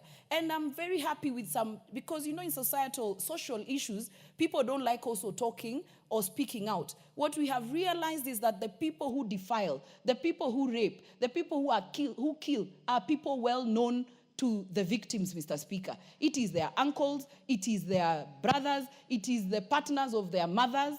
And there's this thing in the society where a partner, I have a case in Samburu right now, where we have a person who was a partner to the mother of the child, now raped the child. And we have Kenyans now, some people saying, what was that partner doing with that? It doesn't matter what relationship that man had with the mother. Children are not raped, they are defiled. Defiled, sorry. Yes, thank you, Mr. Speaker. So it doesn't matter the relationship that guy had with the mother. He had no business defiling that child, Mr. Speaker. And when the child went to the police station, one of the police officers said, but you look like you're a grown-up. You know, just because the girl is built, is big in body. So, Mr. Speaker, it starts from there. The DPP actually closed the file.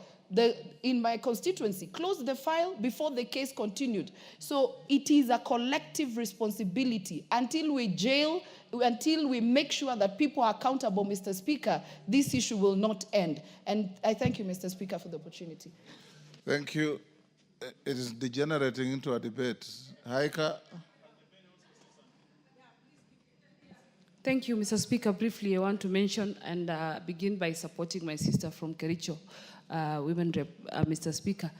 Mr. Speaker, I want to say this issue needs to be supported entirely. We need to have a support system to support the whole process dealing with matters GBV.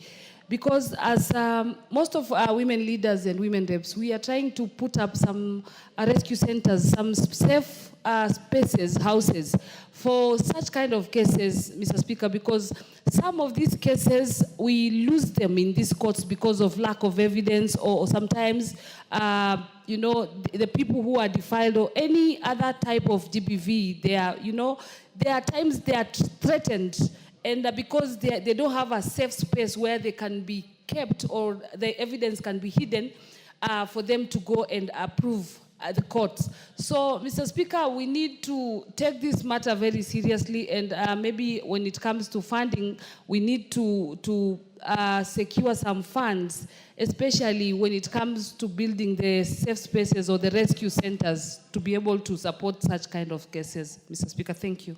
Owen.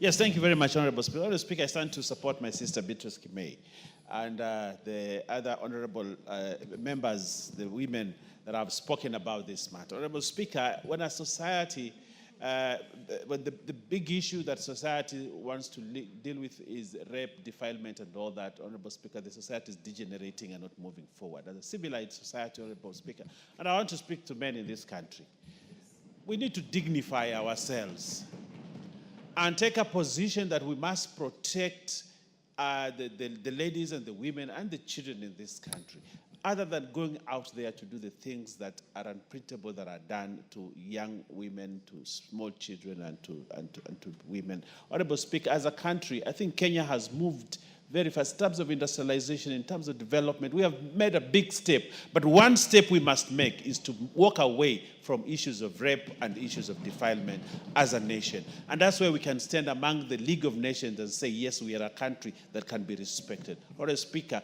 and I want to ask the police and the prosecutors and the courts to take this matter serious and punish offenders severely to make sure that we do not only deter, but we say goodbye to these issues of rape and all that, so that we can put our resources in other things other than these rudimentary things of rape, defilement, and sex that is not permitted. Honorable Speaker, I support the statement. Thank you. Yes, Zamzam.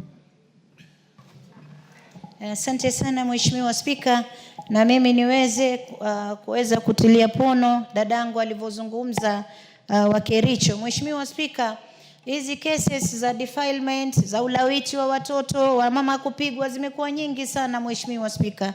Juzi na jana Mombasa County tumeuliwa msichana mdogo anaitwa Mebakari, alifanywa vibaya akaja akabebwa maiti yake akatupwa kando hospitali. Mpaka wa leo hatujapata uhakika wa jambo hili, na yule mwanamke tayari mtoto wa kike ashazikwa Mheshimiwa Spika. Mheshimiwa Spika, mimi ningependa kusema hivi, koti zetu zinatuangusha.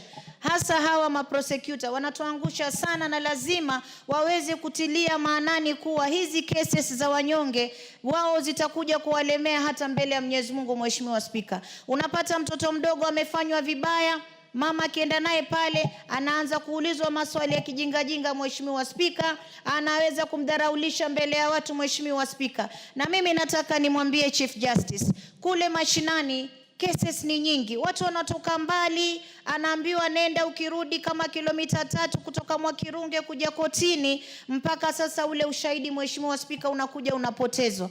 Mimi naomba tu atuongezee hawa magistrate wa kufanya hizi cases, aongeze katika haya makoti yetu, na tuwe na safe space kama Mombasa. Mimi niko najenga ile GBV center ambayo nitaweka pale ndani, lakini naomba pia na judge naye atupe wale magistrates ambao watatusaidia hizi cases ziweze kwenda kwa haraka Mheshimiwa Spika. Hawa utapata tu kule kotini wao wanaangalia mambo ya hongo. Mtu ambaye yuko innocent utapata anasumbuliwa pale kotini, anazungushwa. Lakini kesi kama hii unakuja unaambiwa walikuja wakaelewana. Kama juzi jana nimeona kwa mtandao Mheshimiwa Spika, kuna mwanamke ameweka obi 5, ameziweka kwenye mtandao. Kila siku ana report, akipigwa na report 5, lakini polisi hawajachukua hatua yoyote. Wanangoja yule mwanamke afe, alafu sasa ndio sisi tuanze kutoka. Mheshimiwa Spika, mimi naomba polisi wetu wakiletewa hizi cases wazichukulie na uzito, kwa sababu maisha ya mtu yuko hatarini. Na wanaume katika nchi hii, wanawake wako wengi sana. Acheni kudefile watoto wadogo. Hakuna kitu kizuri kwa mtoto mdogo, miaka 2, miezi 8 unapata mwanaume ameenda kufanyia mtoto mambo mabaya. Jamani, wanawake wako wengi, ongea nao vizuri, ukae naye kule kando, fanya mambo yake. Lakini kwa mtoto mdogo unaenda kutafuta kitu gani Mheshimiwa Spika? Hii ni aibu. Na mimi nilisema Mheshimiwa Spika, afadhali sasa tupitishe katika bunge hili, mwanaume yeyote ambaye atapatikana na lawiti mtoto akatwe mkongojo wake. Hivyo tu Mheshimiwa Spika, asante sana. I am very sympathetic to that, what you have suggested. Those are not men, they are beasts. Yes, Kisairo. Thank you, Speaker. I would like to support our colleague member on the issue she has raised. Honorable Speaker, as I was driving here, actually that was the discussion going on in our vernacular radio station, Egesa, on the increased cases of child defilement. I think the Gusii region is also becoming quite rampant in this topic, and would like to talk to the men out there. Actually, I don't think anyone defiling a child should be considered to be a man. He's a beast. Because a man knows how to look for a woman. Anything short of that, you are a beast. Honorable Speaker, before I became a member of parliament in 2020, in the month of May, I decided for 1 month, month of May 2020, to visit any child who was being born in my constituency. And in the process, I was actually taking statistics. I visited 565 newborns in that month. Sadly, Honorable Speaker, 175 of those children were born by children. To make it the matter worse, Honorable Speaker, none of those 175 were fathered by another child. They were fathered by adults. To make the situation worse, the protection level by our own families is what makes the situation more dire. That once the case is caught, people run to the parents of the child with little coins and shut up the family. Hence, you find some of these cases, the statistics you've had there on the cases in court, how many are not in court? Because they've been silenced and families have been compromised. We need to urge that parents, when your child has been defiled, there should be no sympathy. There should be no discussions that this is a family member. Let us keep it under wraps. Let us not embarrass the family. Let the person be prosecuted. Let them be jailed. Thank you, Honorable Speaker. You are very right, Gisairo. Members, I once, a few years ago, visited a postnatal clinic in my county. On the queue were about 24 mothers with children. Out of the 24, only one was above 18, and the youngest was 12. A child with a child. I think I agree that this matter must be taken very seriously, and lawyers like Kaluma will tell you when a person has committed a felony like defilement, there is nothing like a complainant withdrawing the complaint. Carolo Mondi, you know that. Where there's a felony, the complainant is the state, and nobody can withdraw a complaint.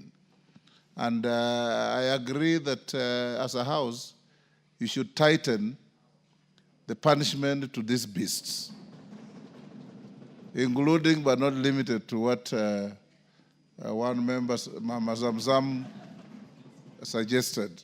I think, Tongo, you've heard this.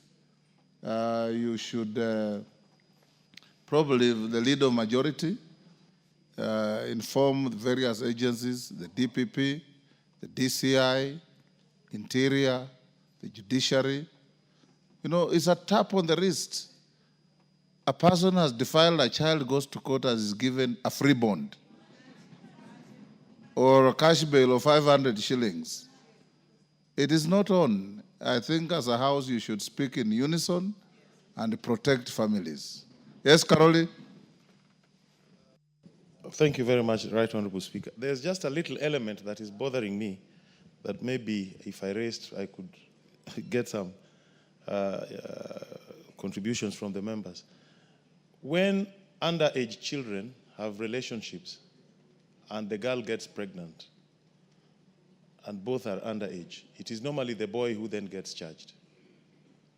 And the boy is also underage because that is what the law provides. They are all minors. There's quite a challenge here, I think. Yes, I don't know how we should deal with it because we are dealing with people who are not adults, but where one bears the brunt of a relationship when pregnancy arises. But Carol, statistics show that those are very nominal cases. Most of these girls are impregnated by very senior, mature people. We have had a school in Bungoma, in Mount Elgon, where out of 47 children in one class, standard 8, more than 40 were impregnated. That is not with the fellow students. It is many, I have said it before. If you as a man has a liking for girls in uniform, buy uniform to your wife. And admire her every time she wears uniform. And leave our children alone. Yes, Mbeyu. Asante Mheshimiwa Spika. Nasimama kuunga mkono hoja iliyoletwa na dadangu Beatrice Kemei, akiwa ndiye women rep wa pekee ndani ya Kenya aliyechaguliwa bila kupingwa. Mheshimiwa Spika, hoja hii imenigusa Mheshimiwa Spika. Nikiwa pale Kilifi, hii shida ni kubwa zaidi, nafikiri kushinda kote. Kuna visa pale, Mheshimiwa Spika, nilipoweka mkutano kuhamasisha dhulma za kijinsia, kuna visa tofauti pale vitokelezea, wa baba wanapigwa, na kwa ule mkutano wangu walijitokelezea wakasema, lakini haya ya mauaji, the femicide part, iko sana pale kwetu na ni visa vya kusikitisha. Tukuelezea kisa kimoja cha msichana aliyeitwa Kabeyu, jina karibu na yangu. Alitoka kazi, akanunua mboga, akatekwa nyara na tuk-tuk tu. Wakaenda wakafanya walivyofanya, wakamuua, wakaenda kumtupa karibu na kwao. Visa vya kusikitisha, Mheshimiwa Spika. Wababa, watu wazima, wanaitwa mababa sukari hawa. Mheshimiwa Spika, imefika wakati saizi watoto wadogo wanadhulumika.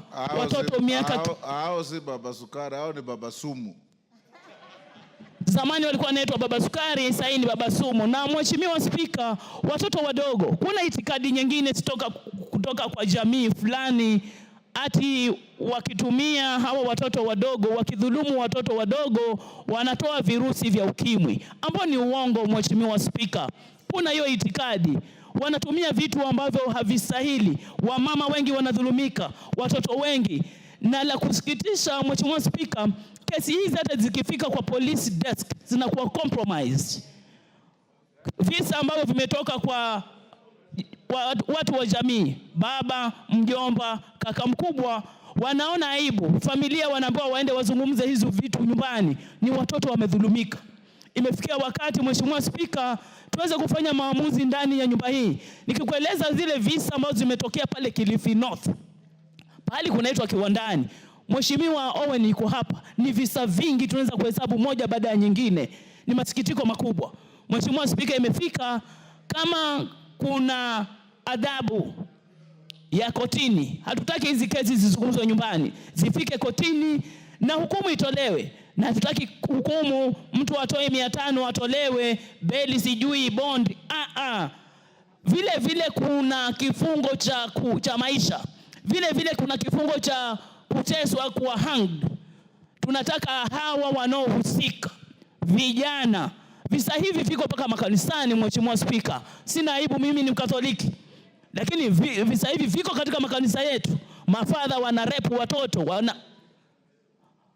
viko mpaka msikitini. Visa hivi viko katika taarifa zote. Sina aibu kusema hivyo. Tuwatetea hawa watoto wadogo, wa mama ambao wanapitia hizi dhulma.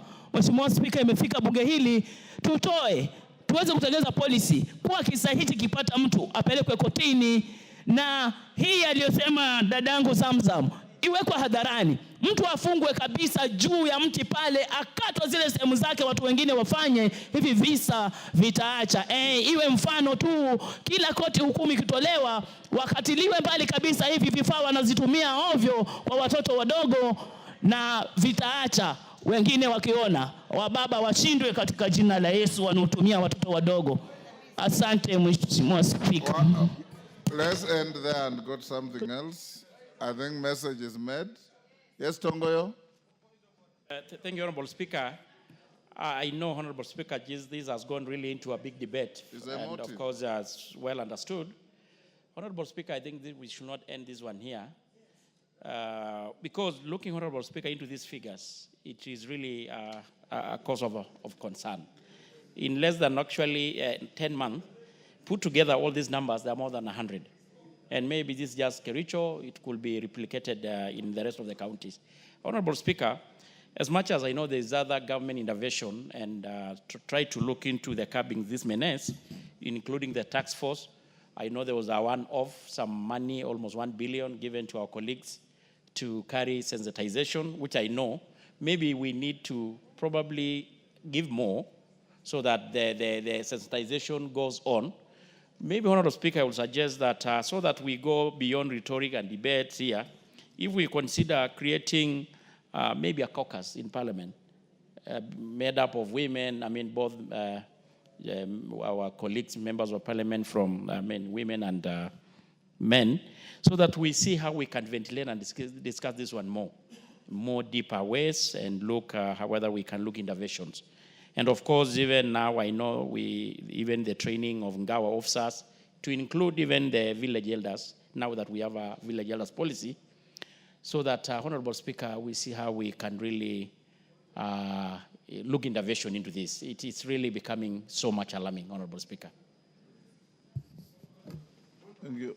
Who has a point of order? Kaluma. Yes, Peter. Honorable Speaker, I tried to catch your attention while Honorable Mbei was speaking. Honorable Speaker, the matter we are discussing is a very serious matter. And we are talking of criminals defiling and engaging in gender-based violence. But Honorable Speaker, Honorable Mbei has made a statement which is taking this thing from criminals, whoever they are, to blaming Catholic priests without evidence. And Honorable Speaker, I wanted to request that that be exited and expunged from the answer. Whether you are a priest or whoever, if you do this, you are not doing it because you are a priest, you are a criminal. Yes. It cannot be deflected to the religion in which we are. Yes. And fathers who commit and devote the whole of their lives in service of faith. Thank you, Kaluma. I agree. Religion has nothing to do with it. We expunge all references to religion. Criminals are criminals regardless of their religion. Yes, Emasa, I had crossed this river. Honorable Speaker, you know this is a very serious issue. I just wanted to give some, to put an input to the chair that the support that we were given as women for advocacy against GBV is not sufficient. And furthermore, it's only given to women MPs and county women MPs. But what is happening in counties and constituencies where we do not have women as elected leaders? There is no advocacy. There is nobody talking about anti-GBV. So if we are to get more support, let's get enough support so that even our men counterparts, colleagues, get money and help us in advocacy in constituencies and counties where we do not have women MPs. Thank you. Let's go to the response to Joseph Munyoro. Yes, Konzrai. Seeking your guidance because yesterday the chairman Interior had promised to give me a preliminary statement about the disappearance of somebody. The abduction of Karisa Charo Mai. Yes. On 16th of July, 2024. Are you ready, Chairman? Unfortunately, no, Honorable Speaker, I had promised so. But unfortunately, the CS, he was out of town yesterday. And I reached out and he says that we give him again Honorable Samuel Gonzrai. Yes. The CS will be answering questions here on Wednesday. So prepare your arsenal for Wednesday. And again, Mr. Speaker, I think I came to your office because I was seeking also guidance. There was a distress call regarding one who is in Saudi Arabia, Riziki Luvuno, who was actually raised some concern on April 24th, and I raised the question in June. To date, the select committee on diaspora has not actually responded to this question. Aika? Yes, Mr. Speaker, but that question was not brought to the committee. I have not seen it yet. You requested a statement Yes, to the diaspora committee. yes. Haika, you check with the table office and respond to that on Tuesday afternoon. Thank you, Mr. Speaker. Joseph Munyoro, Blue Economy, Kangoko Bowen, are you ready? Munyoro is in. I don't. Yes, Bowen? Oh, yes. Munyoro is here. Mr. Speaker. Honorable Speaker, on 11th of June 2025, the Honorable Joseph Munyoro requested for a statement about the exclusion of Muranga South Water and Sanitation Company, MUWASCO, from the recent downward tariff review by WASREP, despite having the highest rates in the region. And number two, Honorable Speaker, the Honorable Member is also seeking the immediate measures being taken by the WASREP to review the MUWASCO water tariffs to ensure fairness and queen in the service provision across the Muranga County. Honorable Speaker, the Water Services Regulatory Board is established under the Water Act 2016 with the principal object to protect the interest and rights of consumers in the provision of water services. WASREP undertakes this through, among others, evaluating and recommending water and sewerage tariffs to all water service providers and providing the imposition of such tariffs in line with the consumer protection standards. And I therefore wish to respond as follows. Mr. Speaker, the WASREP decision to exclude MUWASCO from the May 2025 tariff review cycle stems from regulatory and operational complexities in line with the legal provisions, which is number one, the jurisdictional dispute.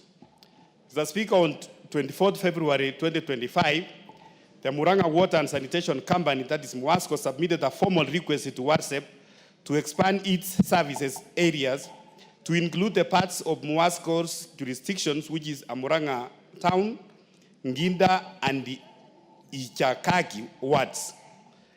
MUWASCO formally objected to this variation via letters on 28 February 2025, that is a reference number, MUWASCO / the county .cav/2/47, and MUWASCO/WASREP/4/24, citing unresolved issues, including the human resource realignment, asset liability sharing, consumer connection transitions, and tariff harmonization implication.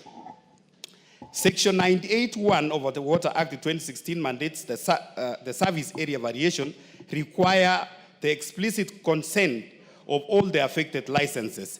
In this regard, the WASREP has not received a MUWASCO consent and retains the formal memorandum of objection, thus preventing any unilateral alteration of service areas. Furthermore, Honorable Speaker, Section 851 of the Water Act 2016 stipulates that water services must only be provided under the license issued by WASREP, emphasizing the importance of a clear jurisdiction boundaries for regulatory oversight. Honorable Speaker, MUWASCO's current tariff is at 107 per unit, approved by the WASREP in 2023, remains valid until June 30th, 2026. This tariff was determined after a rigorous assessment, aligning with WASREP's tariff setting guidelines, which ensures affordability, that is, the tariff should not exceed 5% of household income, and sustainability, which is a full cost recovery to operations, maintenance, and necessary infrastructure investments. Regulatory procedures, as guided by the Water Regulations 2015 and WASREP Tariffs Guideline 2024, permits a comprehensive tariff review only upon a formal tariff review application submitted by the water service provider. 6 months before the expiry of the current tariff license, there being a deadline of 31st December 2025 for MOASCO to submit a tariff application review. On question number 2, Honorable Speaker, which is the immediate measures being taken by the WhatsApp to review the MOASCO water tariff to ensure fairness in service provision across Murang'a County. Honorable Speaker, the WhatsApp is actively facilitating the resolution of the jurisdiction impasse through the following multi-pronged approach measures anchored in law and sector-based practices. To begin with, the WhatsApp has acted the Murang'a County government to expedite the boundary demarcation process. The process is essential in resolving the jurisdiction overlap between the MOASCO and MOASCO, and must be undertaken with a full public participation as required by Article 10 of our Constitution and Section 139 of the Water Act 2016, which mandates the stakeholder consultation for significant service and tariff adjustment. Following the conclusion of this demarcation, a multi-sector consultative meeting will be convened to deliberate on the proposed service area variations and the association tariff applications.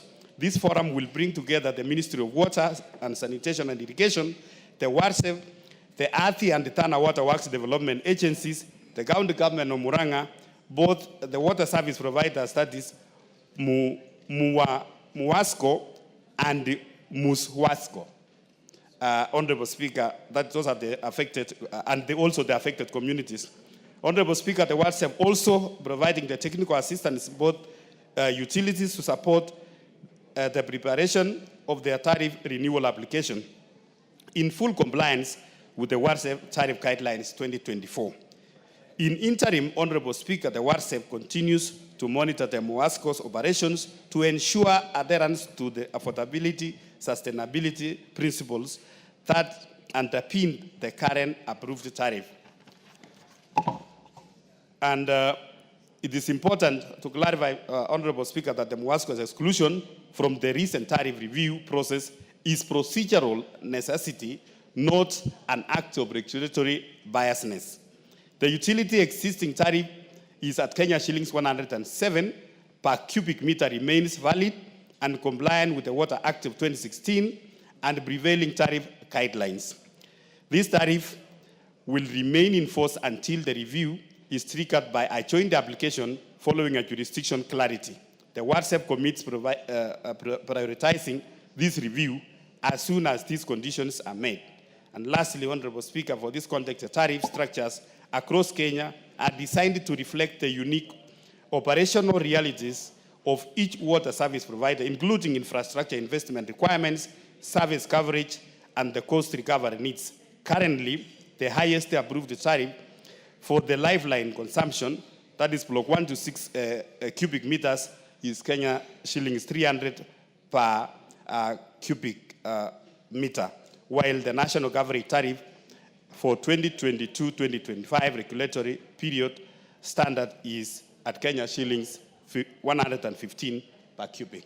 Thank you, Honorable Speaker. I submit, signed by Engineer Eric Mureithi Muka, the Cabinet Secretary for Water.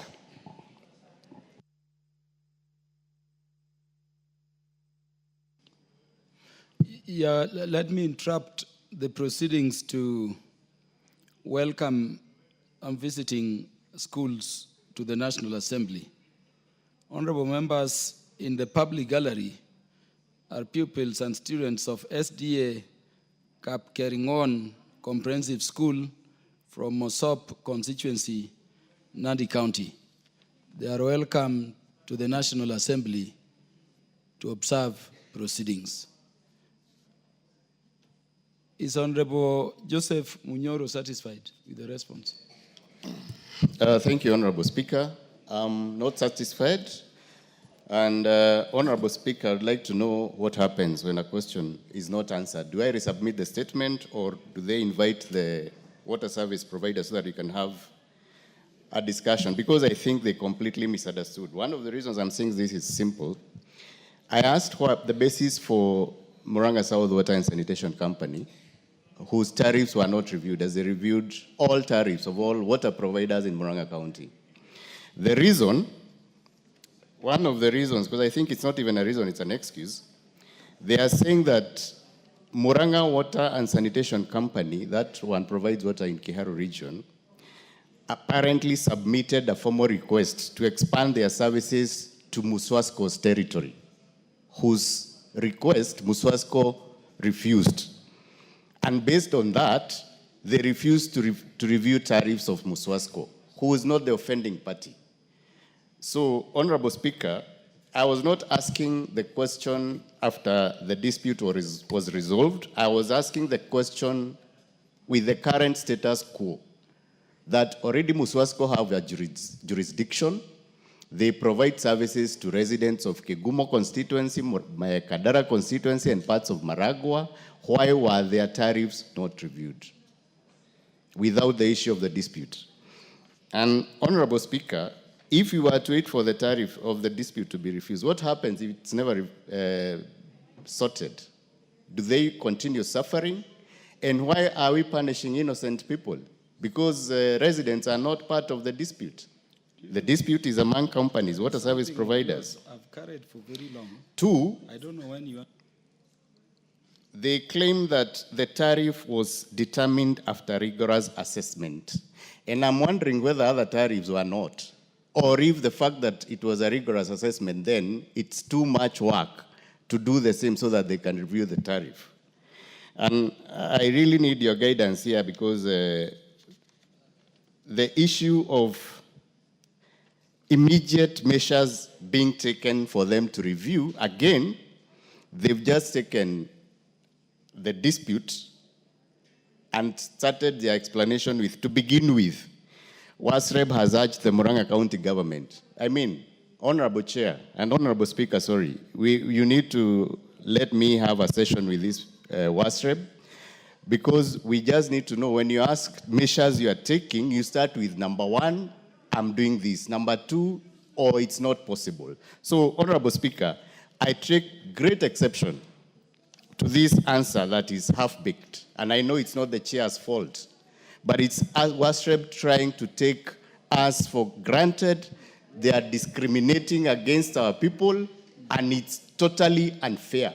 We are residents, and Kegumo constituency is in the middle of Murang'a County. So you have one neighbor paying 60 shillings for their water, and we are paying 107 shillings. And when you ask that question, we are being told of a dispute. I don't think my question has been handled, and I would like your guidance on whether I need to resubmit or whether they need to be called so that we have a session with them. I thank you, Honorable Speaker.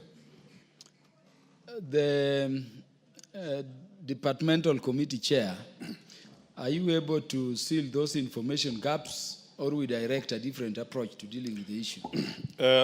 The Honorable Speaker, I understand what the Honorable Member is saying, but given what the answers by the CS, you know, the CS is only giving that the reason why the tariffs were not reviewed is because of the jurisdiction dispute.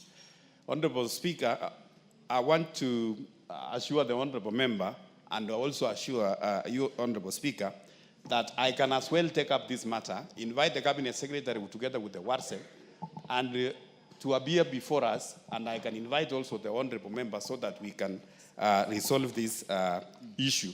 Because it is not possible, Honorable Speaker, that, you know, there are some people who are paying over 150 shillings, and others are paying 107. So, Honorable Speaker, I undertake to take it further to get proper answers. Honorable Munyoro, that would be a good way to deal with it in better detail with the relevant officers present.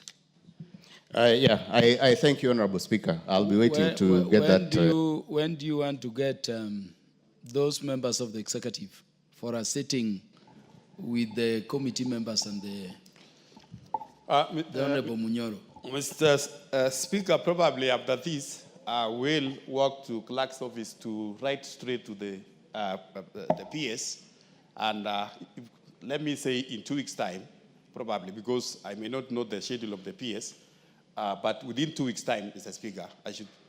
So schedule that meeting invite the relevant members of the executive and ensure the Honorable Joseph Munyoro is in attendance so that the matter can be addressed in a more conclusive way.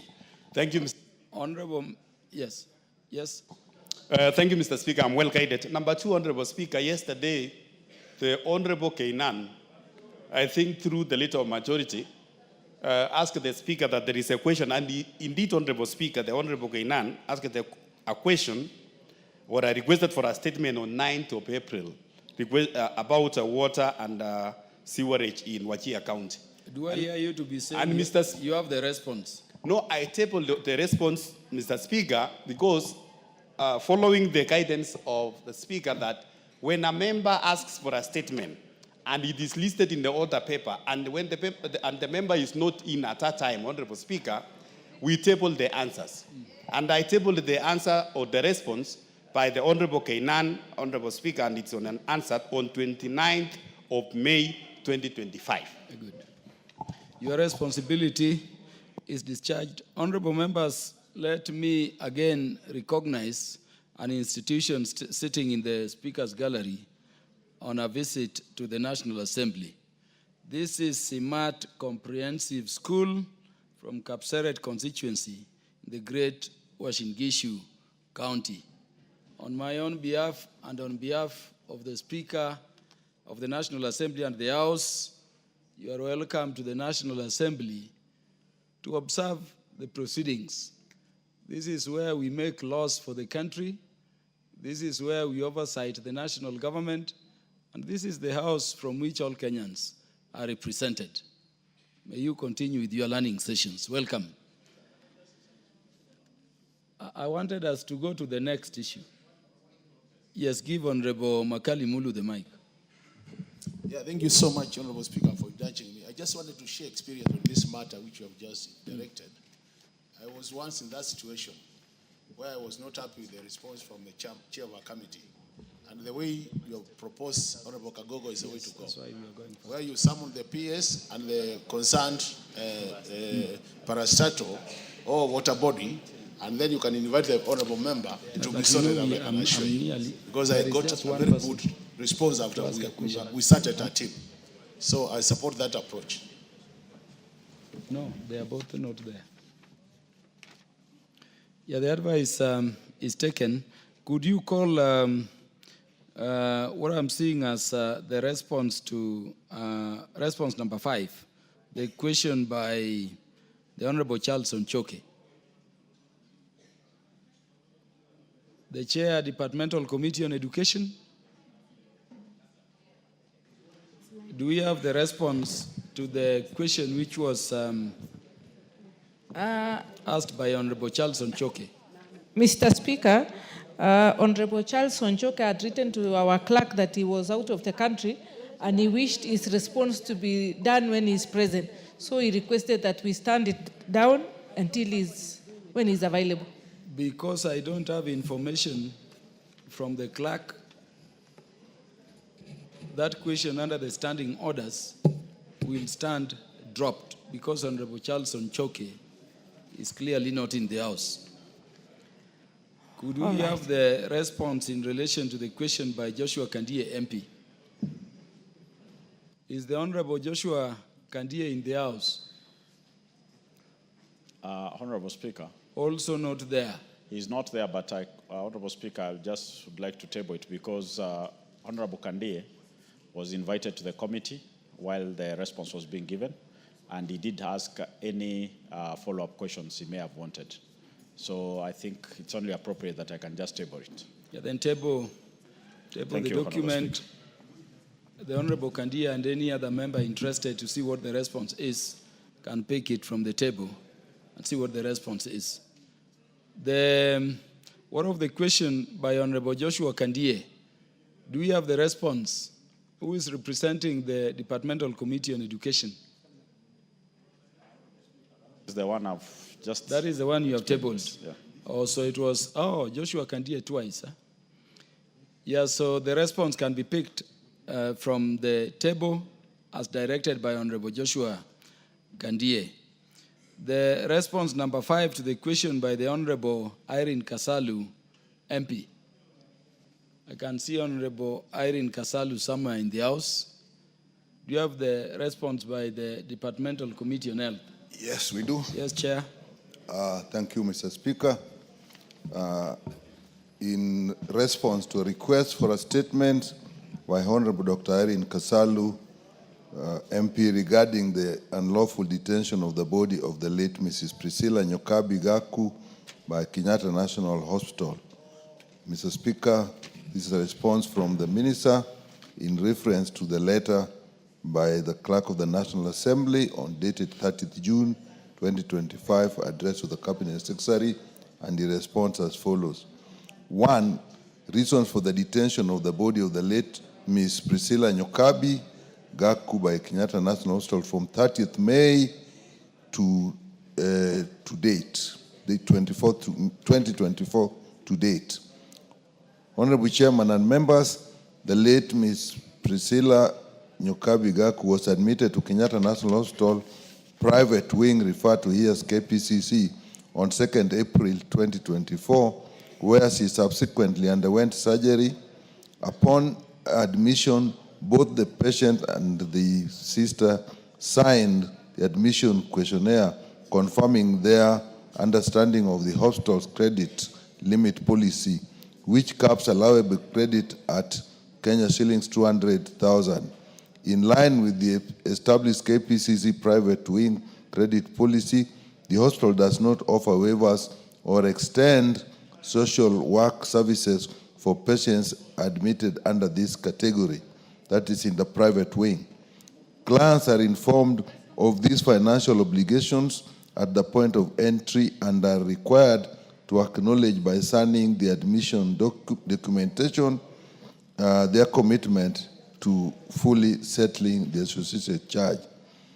During her stay at the private wing, it was observed that Ms. Priscilla Nyokabi Gaku exceeded the agreed limit outlined at the time of admission, despite effort by the hospital to engage the next of kin on settling the bills. The discussion was unsuccessful. As a result, the patient was transferred to the General Hospital for continued care. At the time of transfer, the outstanding bill stood at Kenya shillings 1,155,486, of which Kenya shillings 235,000 was paid, leaving a balance of 920,486. Ms. Gaku remained under medical care in General Hospital for a total of 43 days until her unfortunate passing on 30th May 2024. Following her demise, the next of kin and family did not present themselves to discuss the settlement of the pending bill or to initiate the formal process of release of the body for burial. In accordance with the hospital's policy on unclaimed bodies, the remains were subsequently marked for disposal at the farewell home. As of today, no formal arrangement or legal binding commitment has been made by the next of kin or representation of the deceased regarding settlement of the outstanding hospital charges. Mr. Speaker, in regard to steps being taken to ensure that the family of the deceased is able to collect and bury their loved one without further delay, the Minister answers, the hospital administration confirms that the body will be released to the family and is ready to engage with them on appropriate modalities for this process. In the spirit of compassion, the hospital is prepared to offer a flexible payment plan, allowing the family to settle the outstanding bill in agreed installments after the release.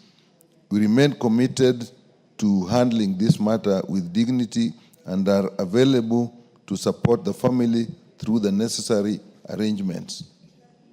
In regard to measures being taken to curb the failure to release patients and bodies by Kenyatta National Hospital, the ministry is committed to upholding the dignity, rights, and welfare of patients and bereaved families while balancing the need for sustainable operations. In pursuit of this, the hospital will continue to, 1, engage and assess patients at entry to determine their financial capacity and medical care requirements. This will strengthen financial assessment and early detection of needy cases. 2, establishment of payment plans and financial agreements that allow families to pay installments, reducing the risk of post-treatment detention. 3, promoting universal coverage by implementation of universal health coverage programs, encouraging all patients to enroll in SHA or other health insurance schemes to reduce dependency on direct cash. Mr. Speaker, further to this, we had a contact with the Cabinet Secretary, and he has actually agreed that they'll get the body released to the family. So that is the response. When did you say the body is being released? They are actually in the process and are expecting the family members to get in touch with them to get the body released. Yeah, Honorable Nyikal, I have issues with that response. I hope you also note there are issues. And I wish all members, more so Senior Counsel Tiendia Molo, I see walking out. Senior Counsel Tiendia Molo, Honorable Rosa Buyu, this is a matter which required a bit of your legal, mind. I don't know whether the Speaker will be in his right place to call you back to take your seat. Yeah, please do. Please do, because this concerns the matter as to whether there is security in a dead body, which is something hospitals are doing across. Honorable Irene Kasalu, are you satisfied with this response? Thank you, Honorable Speaker. And from the onset, I want to say that I'm not satisfied. The report says that the family has not presented itself. The family has been there numerous times, and they're being taken in circles with endless move from this office to the other office, and it's now 14 months, and this body is yet to be released. I spoke to the spouse of the deceased this afternoon, and he was at the mortuary, at the morgue, and the body is yet to be released. So, Mr. Speaker, I seek that the committee continues to engage the ministry until this body is released. Thank you, Mr. Speaker. Honorable members, at the very heart of this request is whether hospitals where any person dies can hold the body as security pending payment of hospital bills.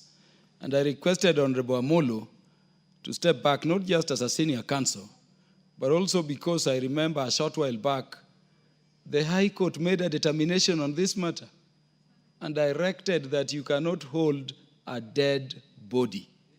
And so what Honorable Nyikal is telling us is how the hospital can only sustain itself in what I believe against the law. Honorable Amolo, guide us on this matter before you go to those other national issues.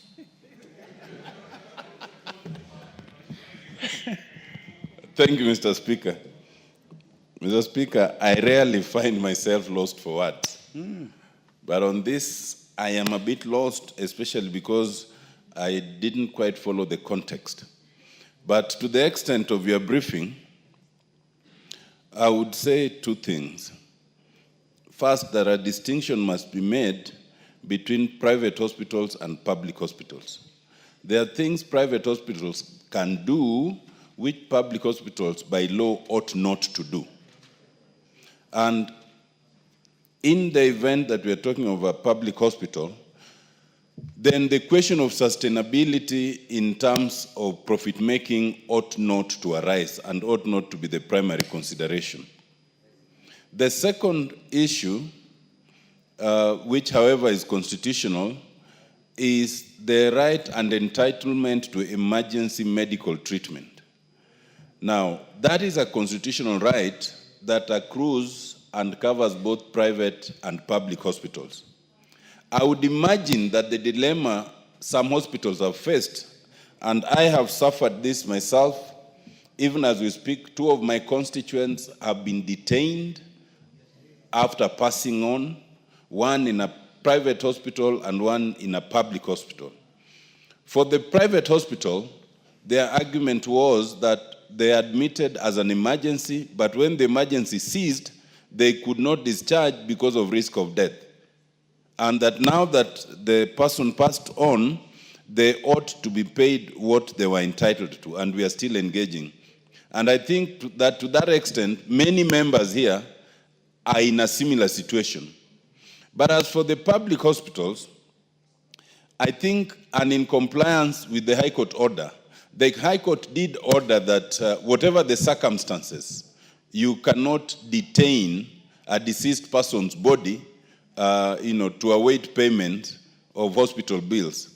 I think the hospitals must devise different ways of securing part of their payment, even from other people, without waiting that their own patient will become security in the event that they are deceased. Because I think that is demeaning to the deceased person, is demeaning to the family, and it becomes an impossibility. Because some of those instances, just yesterday I was being told of a situation of one of my constituents who has accumulated a bill of 9.5 million. And so some of these hospitals also intentionally sustain the patients, even when knowing they are beyond the point of redemption, just knowing that in African tradition, most people will not allow the deceased person to remain there. So it becomes a way of profiteering. I would urge that beyond any specific answer that would be given to this question, it should become an institutional issue that the committee should actually investigate, take into account the High Court decision, and come up with a recommendation that can be adopted by this House. Because we are all suffering and we all get these reports in this context. But I think merely an answer that says the hospitals must sustain themselves would be insufficient. And I would agree with Honorable Kasalu. Thank you very much. The Honorable Dr. Wilberforce Oundo. Honorable Speaker, I wouldn't want to delve into the legal issues because that's your area of forte, but I just want to draw attention to the hospitals and all over that Article 43 of the Constitution of Kenya gives the rights to medical care regardless of the hospital. So at the starting point, no hospital should deny any human being, any person of whichever status in society, the right to medical care. Honorable Speaker, for any given time, it's the expectation of the patient when they walk into the hospital, they will get medical care and live to tell the story. Honorable Speaker, there have been many cases where patients have died because of hospital negligence. You have neglected, the negligence has caused death, and you are the first hospital, you are the first people who are demanding full payment of exorbitant hospital bills. There is a question of morality. Question of morality, Honorable Speaker. And I want to challenge Dr. Nyikal. I know he has become the chair. He's unlike being the director of medical services. He is now the chair of the Committee of Health, where he has to listen to his fellow medics, but then he must also listen to the patients and listen to the families of the patients who suffer the trauma. Honorable Speaker, have you ever walked to a hospital or a mortuary? You are going to pick the body. You are psychologically set to go and bury that body. Then you are told, sorry, you can't pick the body because you must pay. How can a dead body be alien? Mama Lucy Kibaki asked, how can the dead learn lessons? So what lessons are you teaching the dead? We need to style up. I totally agree what Dr. Tina Molo has said. Hospitals must devise a way to ensure they have a way of collecting the money. In any case, Honorable Speaker, even if you are making profits, there's some abnormal profits that are excessively abnormal. You have a moral duty to plow back to society. Once you lose once in a while, you will recover another time. Dr. Nyikal, kazi kwako. Thank you, Honorable Speaker. Lastly, Honorable Jaldesa. Thank you, Mr. Speaker. You know, this is a very sad situation that a body has been detained in a hospital, in a government public hospital, for more than 1 year. It is not acceptable. What I wanted the Chair of Health to tell us is, do we have a legal position, policy position, that says that a sick person who has been discharged from hospital should be released, once discharged, should be released within a certain period of time? That when somebody dies, traditionally, Mr. Speaker, when a body has not been claimed in 2 weeks, there are two options. Either the hospital takes the burden of burying it through the city council, or donate the body to the anatomy laboratory in Chiromo. Keeping the body for 14 months is unacceptable. And we need to know, how long do we want to hold on to the body? How long do we want to hold on to the sick person waiting to be paid? And we need to have a policy position that the Chair of Health from the ministry should guide us, so that the people know. Holding the body just because you want to pay bills. And SHA, Mr. Speaker, SHA pays only a very small proportion of the bills. So what happens to the balance?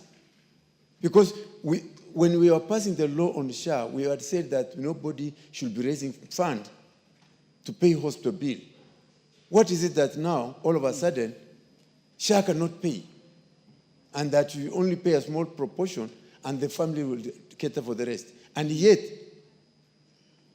we know the level of index of poverty in this country. Thank you, Honorable Jaldesa. Lastly, Honorable Karoli Omondi, Honorable Gishimu, and Honorable Ferdinand Wanyonyi, for 1 minute each. Chair, I must request for a little more time. You ordered me to come back, and I've applied my brain. So please indulge me. You ordered me to come back. You're already eating into your please. Time. Honorable Speaker, let me begin by saying that all these questions we are grappling with have already been answered by our Constitution and by the laws of this country. Let me start by saying categorically that there is no property in a dead body. Equally, there is no property in a person. That is why we have rules against servitude, slavery, and the rest. There is no property in a person. Equally, there is no property in a dead body. And if that is the case, a dead body can never be security. So you cannot detain it in settlement of outstanding financial obligations. Secondly, let me also acknowledge that under our laws, death creates certain ways of dealing with liabilities. As a sick person, that I owe the hospital that liability. But once I'm dead, the liability moves to my estate. And the law provides for the rules how to deal with liabilities of a dead person. So you cannot detain my body. You then have to deal with my estate. That is what our law says. Thirdly, Honorable Speaker, let me also say that you cannot detain a person after treatment. That is deprivation of their liberty. And liberty is one of the rights that cannot be limited if you look at our Article 24 and 25. Even if you want to limit my freedom of movement, you can only do so by order of the court. In other words, the hospital has to go and say, we are detaining Karoli Omondi, we have treated him, he owes us money. The court has to give them an order, but they cannot stop me from leaving the hospital. Honorable Karoli Omondi, let me interrupt you. Yes. To acknowledge an institution I see in the speaker's gallery. They are actually living. May they hold, let them not leave before they are.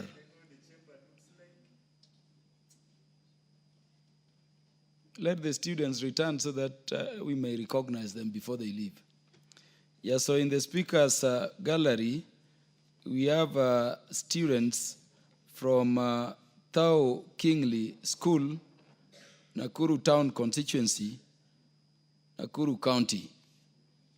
On my own behalf and on behalf of the National Assembly, we welcome you to the House to observe proceedings.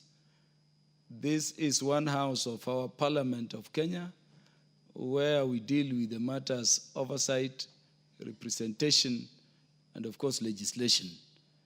You are in the House at a time we are dealing with the first limb, oversight, in terms of how the executive are serving the Kenyan people. Welcome to the House and observe the proceedings as you engage in your learning tour. You may conclude now, the Honorable Karoli Omondi. Thank you very much, Honorable Speaker. As I've said, under Article 25 of the Constitution, you cannot limit liberty, and you cannot subject somebody to cruel and inhuman treatment and take away their dignity, like detaining a person who has been treated in a hospital. Finally, I think what we now need to deal with as a parliament is to seriously think how we can start regulating medical costs in this country. I think it is time to investigate what is happening in other jurisdictions, because these people charge whatever they want. Nobody looks into it. Nobody checks whether it is fair. Sick people don't have freedom of contract when you're trying to get into a hospital. You are basically at their mercy. And I think as a parliament, we need to come up with a law that regulates cost of medical services. That will also deal with elements of security that can be provided at the time of admission, so that we balance between commercial interests and the fundamental freedoms and the rights to fair treatment when you are sick. Thank you, Honorable Speaker. Honorable Gishimu, Senior Counsel.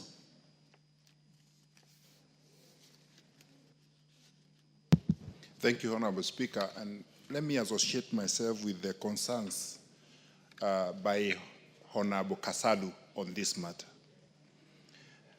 This matter is both a legal and a moral matter. Legal in the sense that the Constitution and even the High Court has already pronounced itself on this matter, that a body can never be a security for a bill. A dead body or a deceased person cannot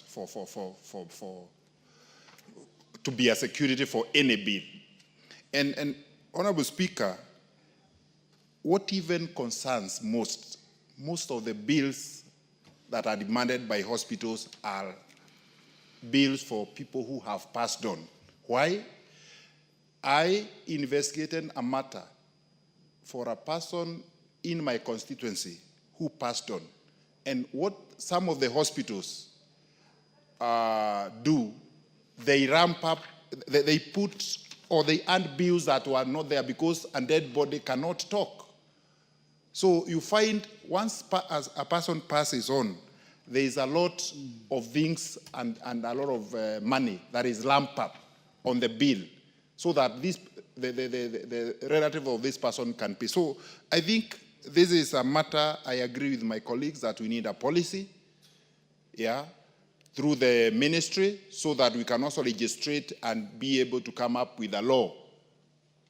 Though the High Court has already pronounced itself, we also have an obligation to come up with a law to prohibit such actions by hospitals and unscrupulous business people. I'll call them unscrupulous because some of the things that they're doing are totally immoral, Honorable Speaker, and I support. Lastly, Honorable Ferdinand Wanyonyi for 1 minute. I've been sitting here for some time. Mr. Speaker, I think it's only fair that the learned friends here in this House could actually come up together and come up with the bill that can be passed to suffocate this problem, because morally it's wrong. And I've been very painful. It's so painful for the family who has lost one of their own maybe the main breadwinner of the family, and the body cannot be released by the hospital because of maybe paying the bill. It's so painful, and therefore I think for us to have a way forward, the Speaker, let's sit, the learned friends in this House, I'm an economist myself, but I can see you're talking a lot of good laws. Let's sit together and see whether we can come up with some not so, some that can be able to help morally, can help our people out there, because somebody keeping the body for over even 2 months is wrong. And therefore, I suggest that this House come up with some law to be able to cover this area. Because it's very painful, and this House, it's a responsibility for us to come up with laws that can be able to help our people. I support that, but I think if it's a public hospital, hey, it's different. Even if it's private, you actually, somebody mentioned here, there's a clause in the law that says once you get to the hospital, you actually you have a right to be treated by that particular hospital. They cannot throw you out. I therefore support this, but let's come up, and I think Speaker, you're one of the lawyers in this House, come up with something we'll be able to support you on the same. Thank you. Dr. Nyikal. Thank you, Mr. Essentially, Speaker. what I want to hear is when you are directing this body to be released. Because this matter, as I told you, is a matter the High Court, no lesser than the High Court of Kenya, has ruled on. You cannot detain a body. And Honorable Nyikal, let me tell you why I am a bit passionate about this matter. During the COVID period, my own mother-in-law got infected. And the lady stayed in hospital, some hospital in Mombasa, for just 5 days. Because you remember the regulations required also burial within 7 days. And if you don't, the body were to be disposed by government. And having learned that the son-in-law was a member of parliament, 5 days I was hit with a bill of 2.3 million. And so you're put in a situation where you either pay or we go with the body. Think about the Muslims who have to be buried very quickly, where the court has also ordered that you cannot hold a dead body. Why should we be discussing this thing when another Kenyan who died a year ago is still rotting somewhere? Could you respond in terms of when this body can be released? If you cannot commit now, then tell us when you are calling the relevant agency before you, at the very earliest, to have the body released, not to have stories. Mr. Speaker, thank you. I did actually realize that this is actually an extremely important matter, and there is a lot more behind it than just a simple question of when the body is released.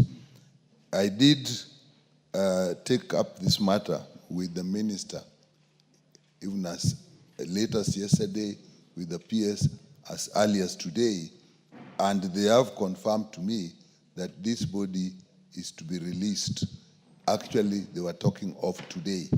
So if that has not happened, we'll take that matter up, and I agree with Honorable Kasalu that the committee undertakes to follow this matter up with the Kenyatta National Hospital until the body is released, and I don't think that should go beyond 1 week. If that, by the early next week, Monday, Tuesday, if this has not happened, the committee will take up to call the cabinet secretary to the committee and with Honorable Kasalu and get this matter resolved. As Mr. Speaker, this to me has raised very many issues, and in my capacity, it's a new thing I've thought about even before. Our Constitution, Article 43(1), as was actually quoted, says the right to health to everybody. But actually, Article 43(2) go and says the state will provide for those who cannot provide. So in that case, it is obvious that if it is a public hospital, that the matters should actually be taken up more urgently. Honorable Tiende raised the issue of what about the case of a private hospital? I think the Constitution doesn't seem to make a difference. No, does not make a difference. Does not make a difference. Honorable Nyikal, having committed to secure release of the body, I don't think you need to... I need to raise some issues that have been raised that are actually important for members to look at. The issue then has come, in that case, we have public hospitals that also have private wings. Do they now operate with that or not? So that's another policy issue that we have to look at. Honorable Tiende raised the issue of people staying into hospital when it is clear that death is now inevitable. I know that relates to the issue of people who are in ICU and are being supported, ICU support. What we need to look at in the law also is the definition of death. To a large extent, we are still using the heart stopping as a definition of death, but that is tricky because somebody can stay alive by that definition for many months on a ventilator. But what is now the practice, the doctor in charge is actually obliged to let the relatives know that this person is still alive because of the machine. And if the machine is stopped, then they will not live. And if they sign that they are happy with that, normally the difficulty is then who stops the machine. But what is done is it's left, and if the person now, the heart stops beating, then there is not resuscitated anymore. And the policy, somebody asked what is a policy? I inquired that from the hospital. Their policy is 6 months, and then they'll put it they'll put a public notice, and the body will be actually either buried or some other way of dealing with it. As to the law, we need this law urgently, and I remember even Honorable Antonio Lochias actually made a proposal. There's another proposal. We need a law that is guiding on this issue of bodies, and I think it will be more comprehensive than just retaining the bodies. It will go even retaining people after they've been treated and how the bills can be recovered. I think that's something we now need to look at. Thank you, Honorable Nyikal. Just one more. Mr. Speaker, there is also the issue of the cost of care in the country. That's another place we have to look at the bill, looking at cost of care. And cost of care includes drugs, includes equipment, includes the hospital facilities that relate to just boarding. And so this is an area that we actually need to look at. And as a committee, I think we are obliged to actually start the process. Thank you, Mr. Speaker. I thank you, Honorable Nyikal. Because of this exceptional matter, if by Tuesday this body would have not been released, Honorable Kasalu, at the right time during the proceedings, rise up so that we can follow through this undertaking made on behalf of the hospital by the chair of the departmental committee, or proffer other actions that the National Assembly, not acting in vain, could proffer. This is urgent. This is a Kenyan body which has been detained, in my view, for far too long. And Honorable Nyikal, the High Court case where this matter was determined is High Court of Kenya at Nairobi, civil suit number 448 of 2015. It was a case by Mary Nyang'any and another suing Karen Hospital Limited and another. So there is no distinction between public or private. The termination here is that no hospital can hold a dead body because there is no lien, no security in a corpse. You must release them as you check for other means. It was a decision by the Honorable Justice Sergon, one of our greatest. judges. So there is no need for more policy. This is judge-made law, interpreting the law which already exists. So you stand directed in terms of what to do by Tuesday, if this would have not been done. Next order.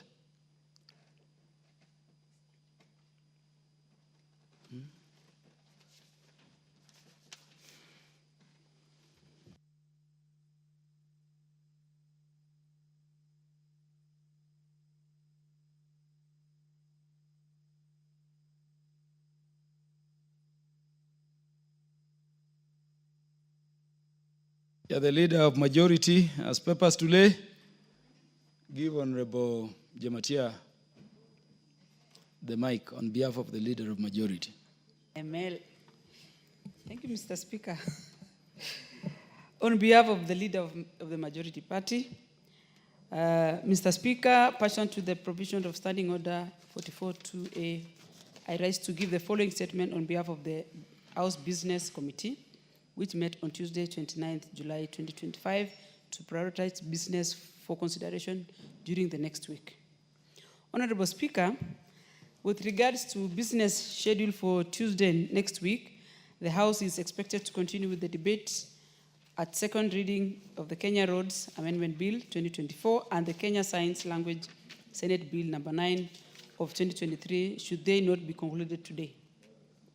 Additionally, Mr. Speaker, debate will be undertaken on the following motions, should they not be concluded today. Number 1, consideration of public finance management, public officers, medical fund, regulations 2024. Consideration of the 4th report on the examination of financial statements of selected state corporations. Consideration of the report on the examination of financial statement for the National Humanitarian Fund, and consideration of comprehensive economic partnership agreement between the Republic of Kenya and the United Arab Emirates. Honorable Speaker, in accordance with the provisions of Standing Order 42A, 5 and 6, I wish to inform the House that the Cabinet Secretary for Interior and the National Administration, who was scheduled to appear before the House this week, will now appear on the afternoon of Wednesday, 6 August 2025, to answer the following questions. Number 1, question by private notice number 08, 2025 by the member for Molo, Honorable Kuria Kimani, regarding the state of security in the country and steps being taken by the ministry to avert death and destruction of property during demonstration. Number 2, question by private notice number 9, 25, by member for Embakasi West, Honorable Mark Mwenje, regarding the circumstances that led to the death of Mr. Brian Luka Maina. Number 3, question number 63, of 2025, by the member of Rarieda, Honorable Otende Omolo MP, regarding reasons why peaceful demonstrators protesting against the killing of Mr. Albert Ojwang on Tuesday, 17th June 2025, were prevented from exercising their guaranteed constitutional right to peaceful assembly. Question number 064, 2025, by member for Nairobi County, Honorable Esther Passaris, regarding the non-implementation of body-worn cameras for all police officers involved in arrests and interrogations and custodial transfer of suspects. Question number 065, 2025, by the member for Suba North, Honorable Millie Odhiambo Mabona, regarding details on the number of people who have died in police custody in the last 5 months and reason for their deaths. Number 6, question number 066205, 2025, by the member for Seme, Honorable James Nikal, MP, regarding psychological and mental health assessments undertaken by the National Police Service Commission during the recruitment of police officers. Question number 0767, 2025, by member of Parliament Kadhiani, Honorable Robert Mbui, CBS, regarding the status of drug and substance abuse in the coastal region and measures put in place by the Ministry to combat drug and substance abuse across the country. And lastly, question number 068, 2025, by the member for Mombasa County, Honorable Zamzam Mohammed, regarding circumstances under which Mr. Hassan Wasionga Ismail was denied a national identification card for over 4 years and his subsequent arrest for charges linked to an identification card he had never collected. Finally, Mr. Speaker, the House Business Committee will reconvene on Tuesday, 5th August 2025 to schedule business for the rest of the week. I now wish to lay this statement on the floor, or the table of the House. Thank you, Mr. Speaker. Thank you. Next order. Order number 16, motion, consideration of the Public Finance Management Public Officers Medical Fund Regulations 2024.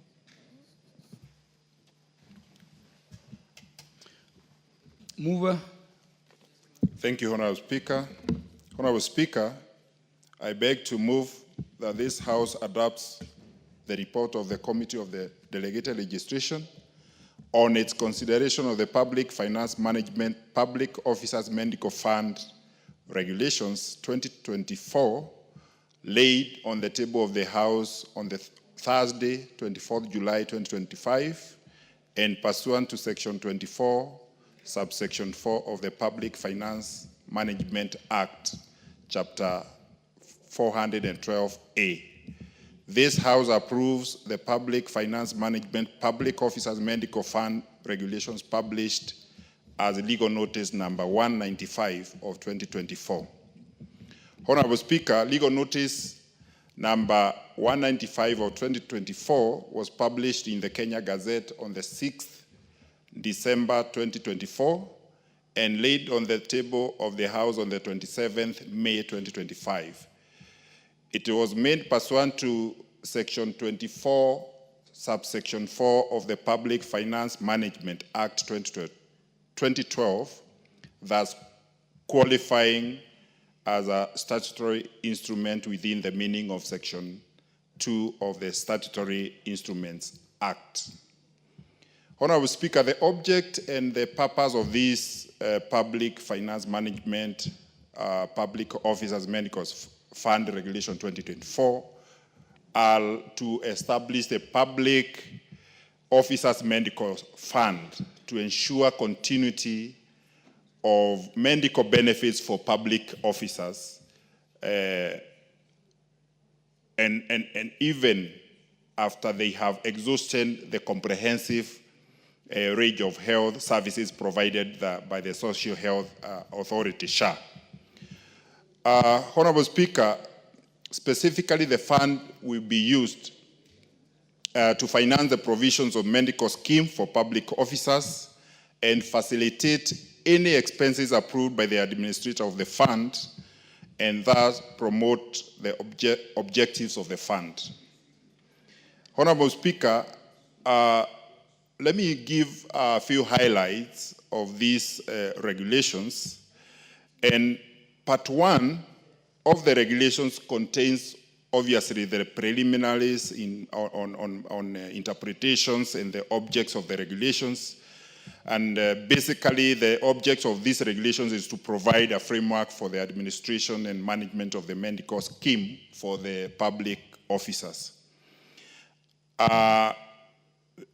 Of interest is also the interpretation on under Regulation 2 on public officer, which includes officers appointed by the Public Service Commission, the Office of the Attorney General, or any other public entity, including county governments, commission service, state corporation, or any other public service entity that opts to make payments to the fund for medical benefits of its officers.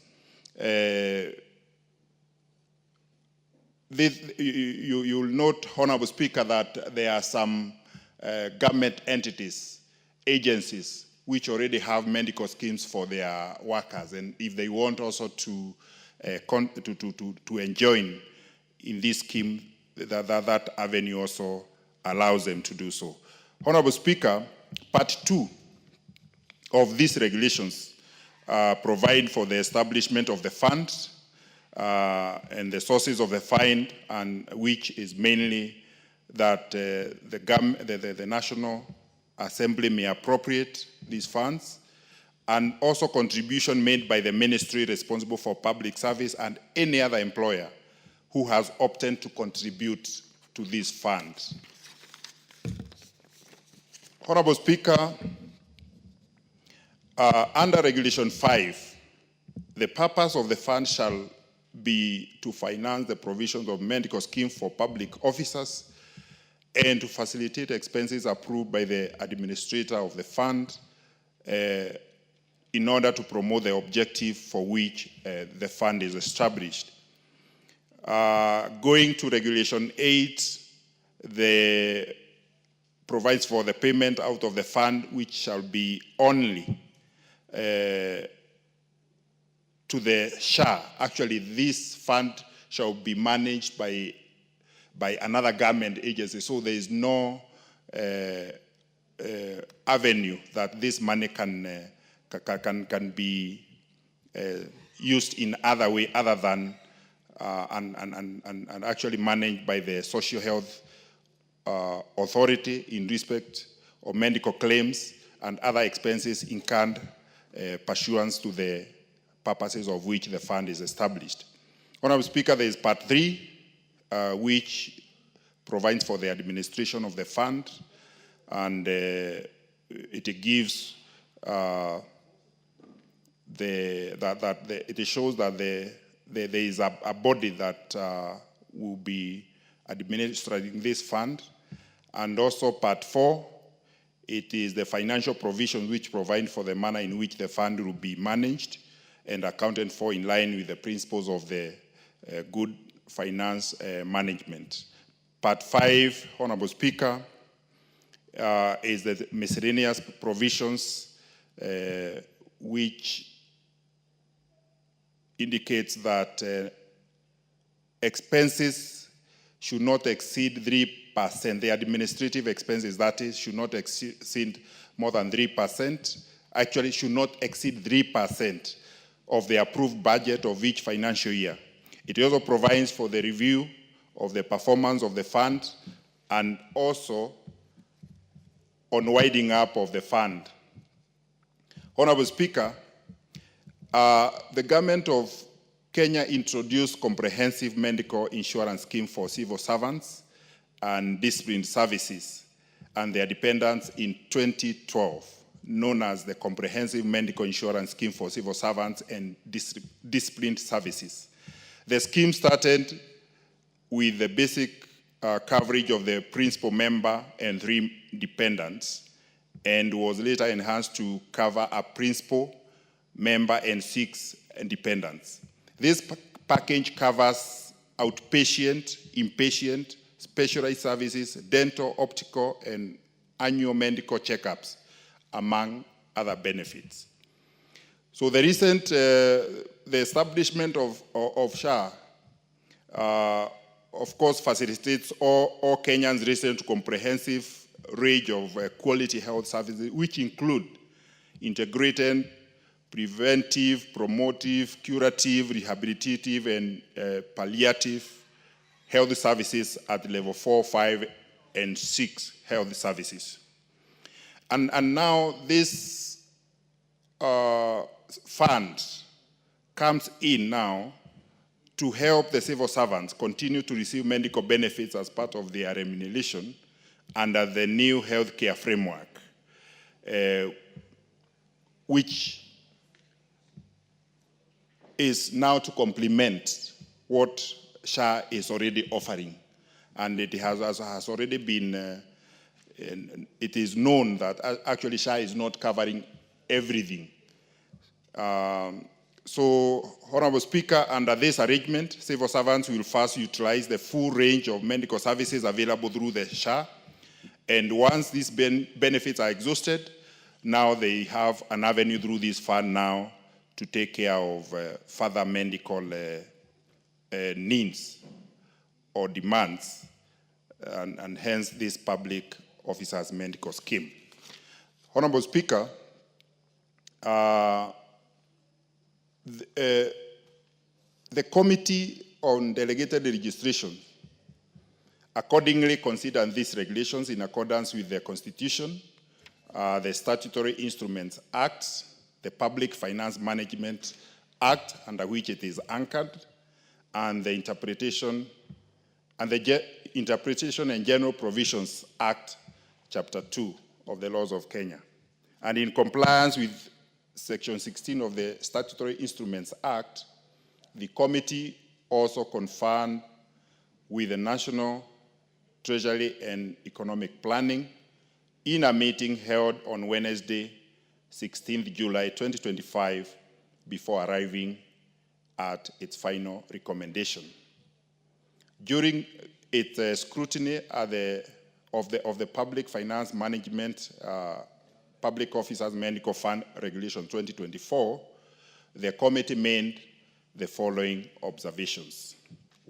A, the regulations were published in the Gazette on the 6th December 2024, submitted to the Clerk of the National Assembly on the 20th December 2024, and laid before the House on the 27th May 2025, and all within the statutory period requirements as per the Section 11(1), subsection 1 of the Statutory Instruments Act.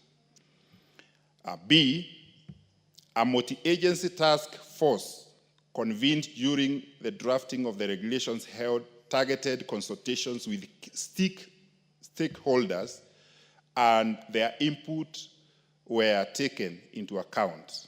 In addition, the National Treasury, together with the State Department for Public Service, invited public feedback on the Treasury website, and my government edition on 12th November 2024. Therefore, the regulations making authority undertook extensive public participation, stakeholder consultation in line with Articles 10 and 118 of the Constitution and Section 5 of the Statutory Instruments Act. Number C, that is on the observation of the committee, that a separate regulatory impact assessment was not required in this case, as the regulations fall within the exemption criteria under Section 9 of the Statutory Instruments Act. Honorable Speaker, having examined the Public Finance Management Public Officers Medical Fund Regulations 2024, against the Constitution and all the relevant enabling laws, the committee found no inconsistencies or legal deficiencies, and accordingly, pursuant to Section 24, subsection 4 of the Public Finance Management Act, Chapter 412 of A, the committee recommends that this House approves the Public Finance Management Public Officers Medical Fund Regulations 2024, legal notice number 195 of 2024, in its entirety. Honorable Speaker, the committee wishes to express its gratitude to the Office of the Speaker and the Clerk of the National Assembly for the unwavering support accorded to the committee during the discharge of its oversight mandate. We also recognize the commitment and dedication of the committee members and the technical team for their tireless work in consideration of these regulations. On behalf of the members of the Committee on Delegated Legislation, and pursuant to Standing Order 210, it is my honor and duty to table and move adoption of the report of the Committee on Delegated Legislation on the consideration of the Public Finance Public Officers Medical Fund Regulation 2024, legal notice number 195 of 2024. Honorable Speaker, I beg to move, and I now call upon Honorable Member for Kilgoris, Honorable Julia Sunkuli, to second. The Honorable Julia Sunkuli.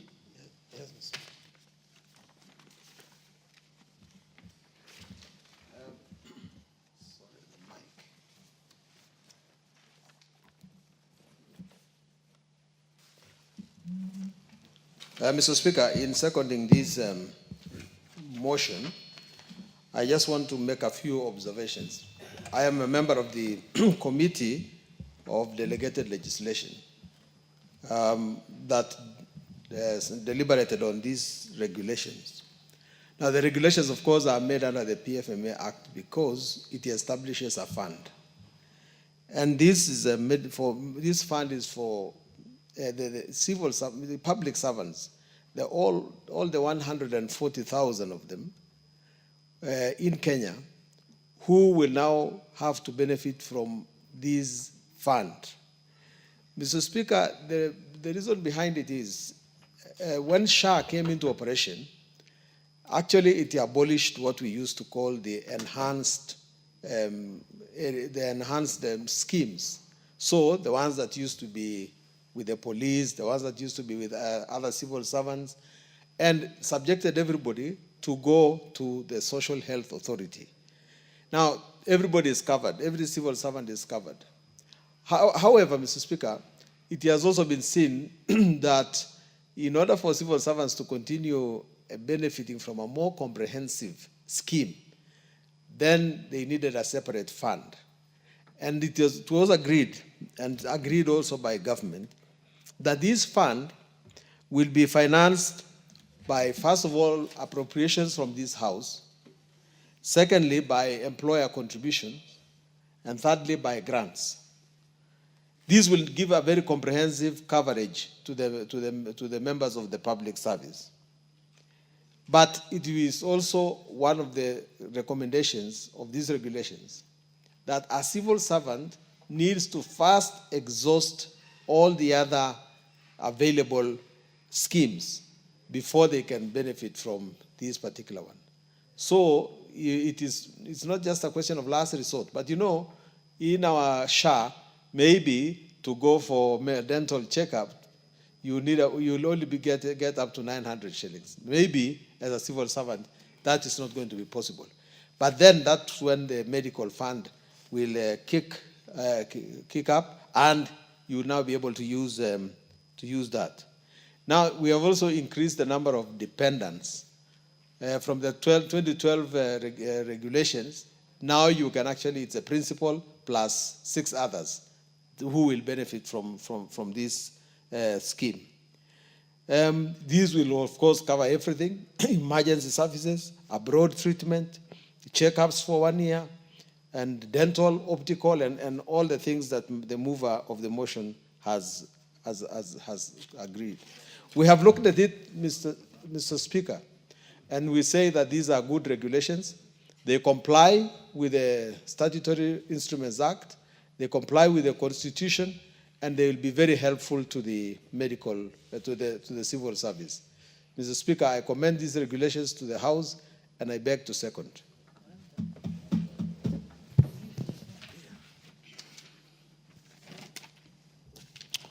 Honourable members, I now propose the question that this House adopt the report of the Committee on Delegated Legislation on its consideration of the Public Finance Management, Public Officers Medical Fund Regulations 2024, laid on the table of the House on Thursday, 24th July 2025, and pursuant to the provisions of Section 24, subsection 4 of the Public Finance Management Act, Cap 412A, this House approves the Public Finance Management Public Officers Medical Fund Regulations, published as legal notice number 195 of 2024. The Honorable Dr. Wilberforce Oundo.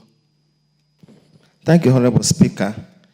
Let me take this opportunity to laud the committee for approving the regulations that provides enhanced cover, medical cover, for those working in the public service. Honorable Speaker, when SHA came in, the various laws of SHA, they abolished those preferential treatment, enhanced treatment that was common during the NHIF era. So that meant that the civil servant, even if could afford, had no opportunity to get better medical cover. We do hope that this will elevate that problem, and the public servants will work knowing that they are covered adequately. Honorable Speaker, there are a few fundamental issues that we must put in mind here. Number one, we have just had a concluded debate here concerning the case of the retained body. We do hope there's adequate provisions to ensure that a public servant will not go through that ignominy of having the body, his or her body, or the body of a dependent held in hospital because of high medical bills. I hope the committee apply themselves and put adequate safeguards in that regard.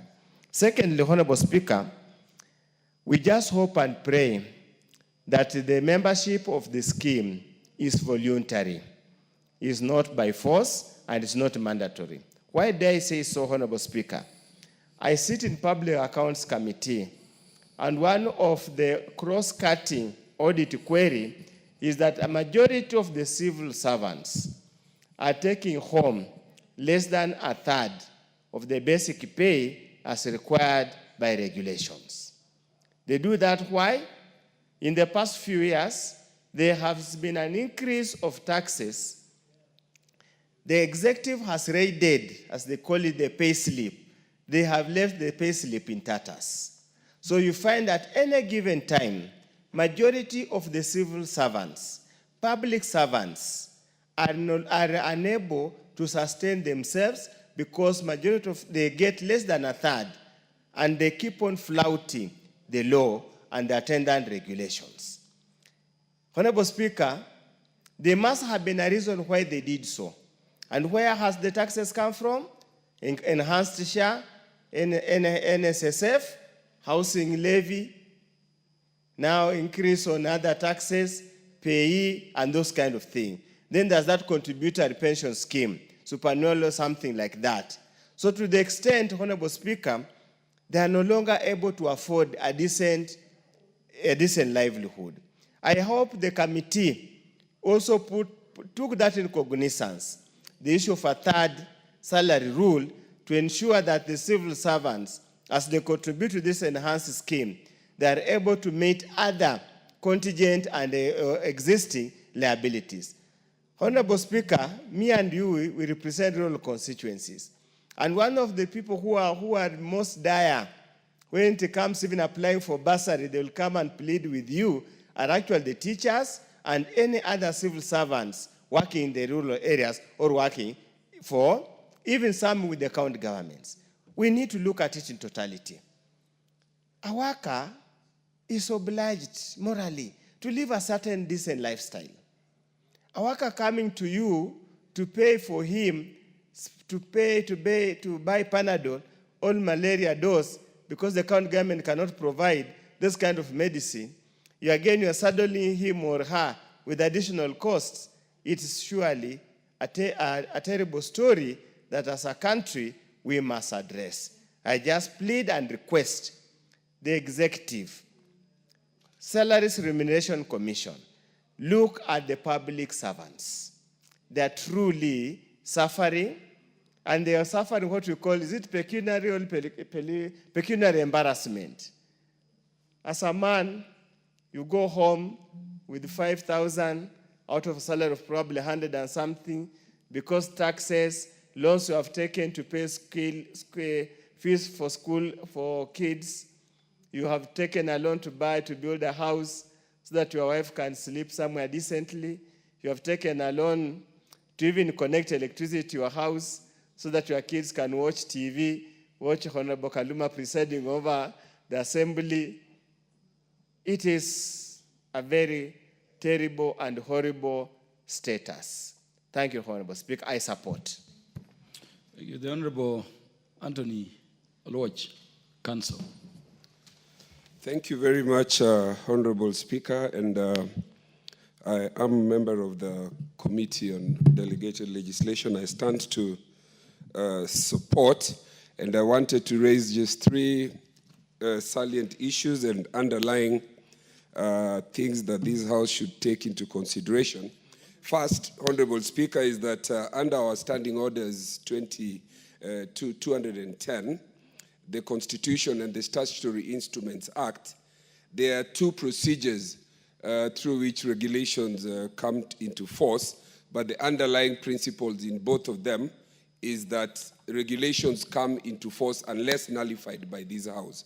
And so, as the mover of the motion of the report has said, these regulations were published in December of last year. They became operational, but this House had to consider them for the second salient point that I wanted to bring to attention of this court, of this House, and which is that under the PFM Act, the regulations would ordinarily come to force or to consideration by way of the Statutory Instruments Act. But to the extent that this creates a fund under sections 24.4 and 24.5 of the PFM Act, only the Cabinet Secretary for Treasury can create a fund, and therefore this fund, which are known as the Public Finance Management Public Officers Funds Regulation 2024, had to come through the PFM Act.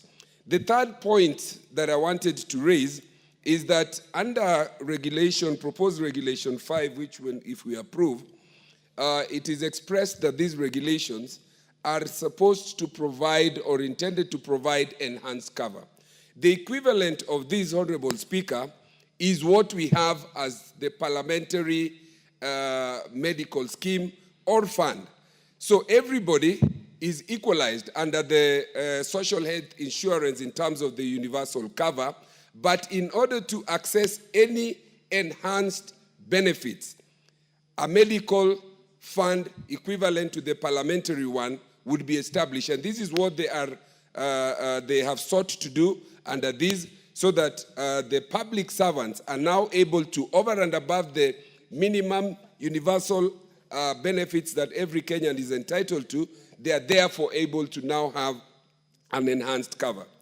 Honorable Speaker, as I make my two last points, we challenged the committee, or rather the Treasury and the people who brought this bill, that there is a provision which I think Honorable Oundo has adverted to when we came with SHA.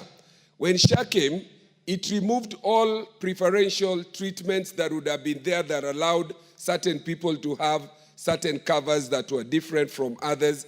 And therefore, when we posed the question to them, whether the bringing of these regulations would be inconsistent with the express provisions now existing of SHA, that was adequately answered by the fact that these regulations are brought under the the PFM Act, which takes precedence over any other act. So any challenge that then would be brought into this would be answered by the fact that the PFM Act takes precedence where there is an inconsistency or a matter that brings that into conflict.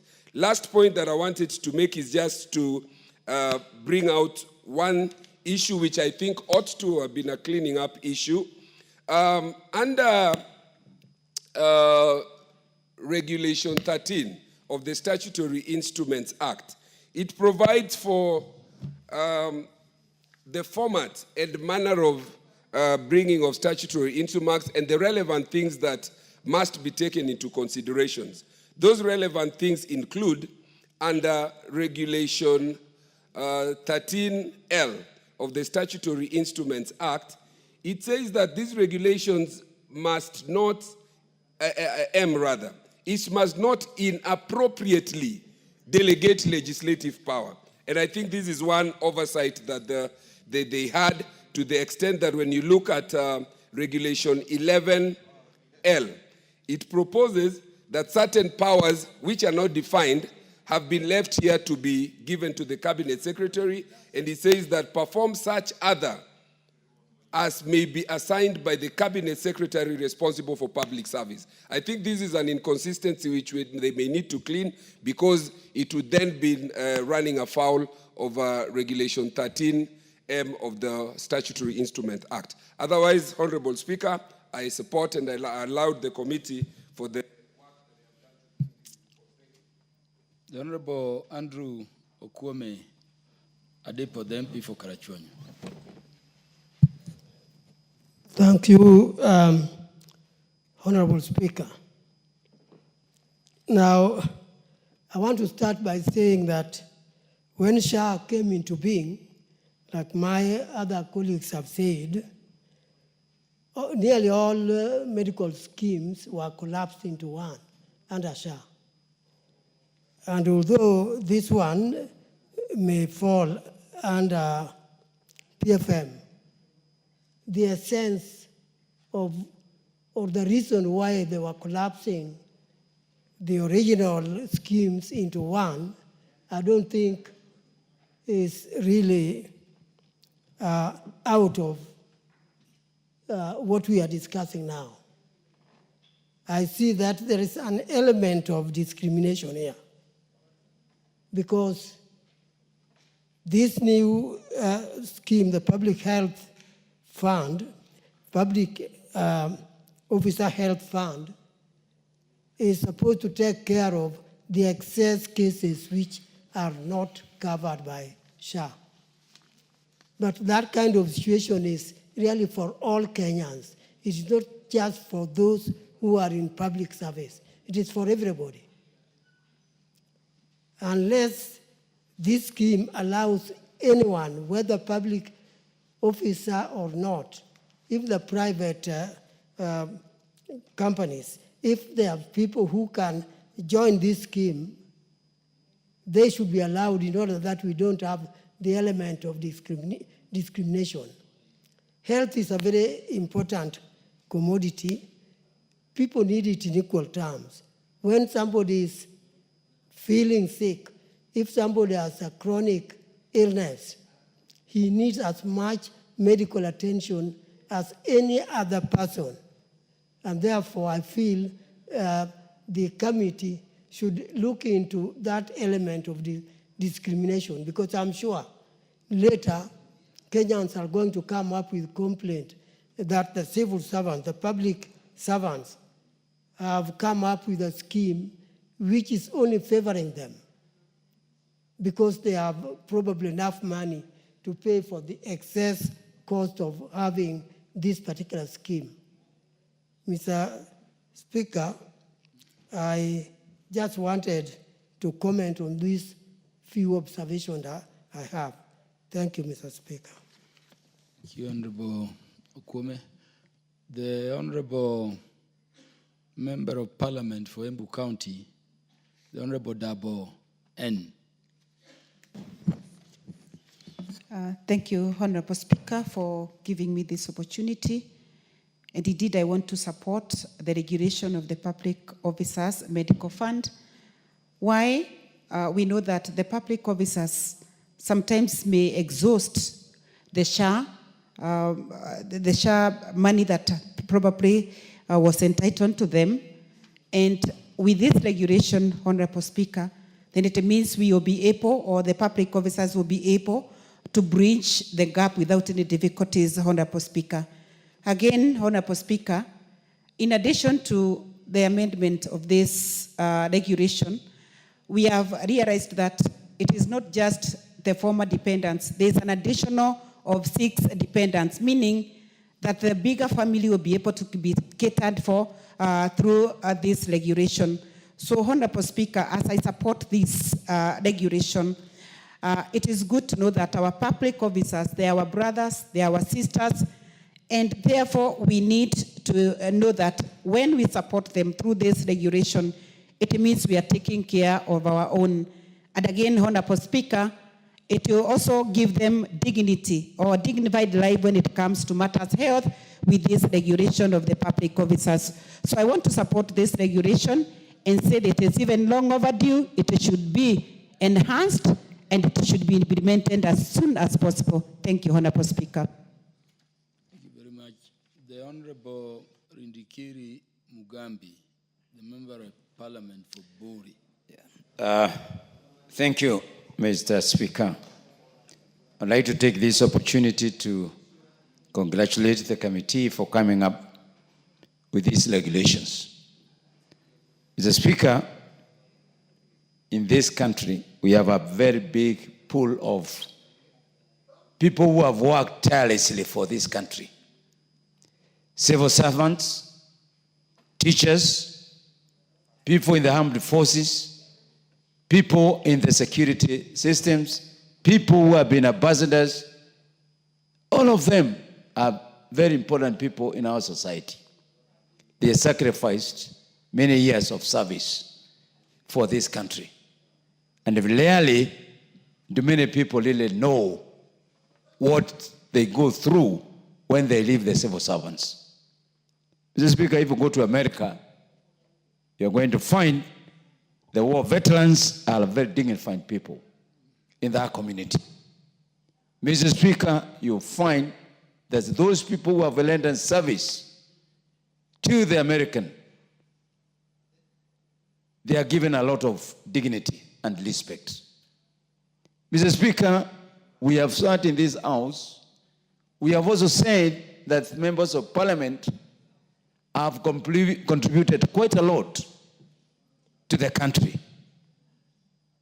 When we leave this house, rarely many people remember the contribution they have made. I stand here in recognition of the enormous contribution of our civil servants. Even quite civil servants, Mr. Speaker, working state corporations. I stand here to identify myself with them. You know, we have been called for Alambis to fundraise for the families of these people, for these people themselves. It is so indignifying that somebody who has been a serious working for this country is now being fundraised to attend for medical, for burial, many things. And that's where we are losing it, Mr. Speaker. So I stand because these are our brothers and sisters. I don't see where the contradiction to come. I know it has financial implication, but I think we need to apportion part of the government resource to the dignity of these people in terms of medical services. I therefore would say that these regulations are coming at the right time. Of course, there will be those people who come up and start opposing and say we are only taking care of these people. But let's go back again to the moral obligation. And this house, we have a moral obligation. A few minutes ago, Mr. Speaker, we are talking about disposing a body which has been there for 14 months. That body does not have value, but the family have value, and the government needs support. So I support these regulations and say whatever financial implication is, it needs to be implanted so that we can identify ourselves and give these people a good medical attention as they increasingly retire and continue their life needing to go to heaven. I thank you. Thank you, Honorable Rindikiri Mugambi, for those passionate contributions. There being no more interests, the mover will now reply.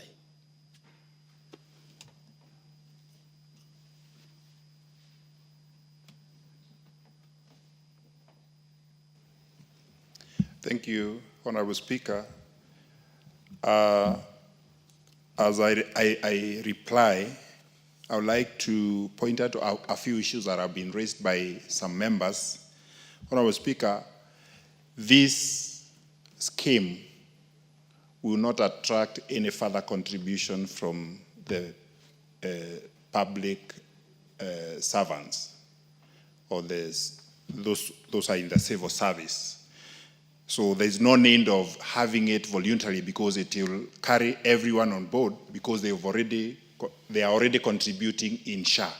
So that concern about the payslip should not be there. And Honorable Speaker, public servants are in different categories, including state officers like us. We are categorized as state officers, and many other government institutions where they can be able to pay for their own people or the people who are working under them. So in this case, those that have never had that avenue for an institution to pay for them, this fund now comes in handy. And those are the civil servants, yeah? Those who wake up very early in the morning, leave offices late working for the Kenyans, they also need to be dignified through a medical scheme that also bridges the gap that is left by the SHA. So the issue of discrimination may not arise here because those other people, those other Kenyans are usually taken through what we call mean testing instrument. And by virtue of that mean testing instrument, someone is placed at a level that you can be able to pay, because these others are actually their fund, the SHA fund, is actually through the payslip. So, Honorable Speaker, without belaboring the points, because I had already moved the motion and all the points are clear, and this committee is only supposed also to look at the various compliance with the Constitution, the Parent Act, and any other enabling law. Honorable Speaker, I thank all the members who have contributed in support of this motion, and I beg to reply. Thank you, Honorable Speaker. Thank you, Honorable Robert Gichimu.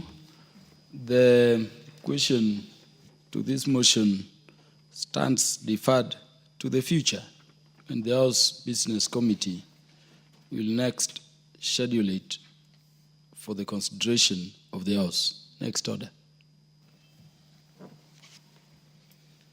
Order number 17, motion, consideration of the report on the examination of financial statements of selected state corporations. Move. Yeah, this one was to be moved by Honorable Wangwe. Yeah. You want to speak to...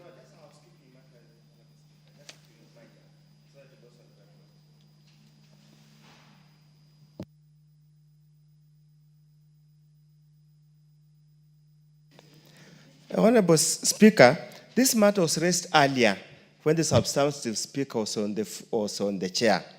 We need to be guided because we have a supplementary order paper. That's what we are told to make reference to. And the supplementary order paper, Honorable Speaker, order number 15 is just the matter we have just concluded. And from the Committee on Delegated Legislation, order number 16 is the one for consideration of the report on the examination of financial statements of selected state corporations. This being a house of record, can we be so sure which order paper are we using? Is there another supplementary order paper, or is that what has been uploaded on the app, National Assembly app? Is the wrong one? What's the issue? So that we put this matter put the record straight. We don't want any busybody outside there to raise concerns that a matter was discharged that was not on the order paper of the sitting. Thank you, Honorable Speaker. Honorable Undo, we are on order number 17. the motion on consideration of the report on the examination of financial statements of the selected state corporations, which was to be moved by Honorable Wangwe.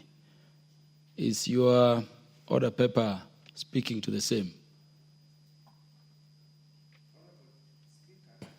The order paper that's appearing on the tablet here on this gadget we normally use, order number 17 is the Kenya Roads Amendment Bill, National Assembly Bill number 31 of 2024 by the Honorable Naisula Lesuda MP, which is due for second reading.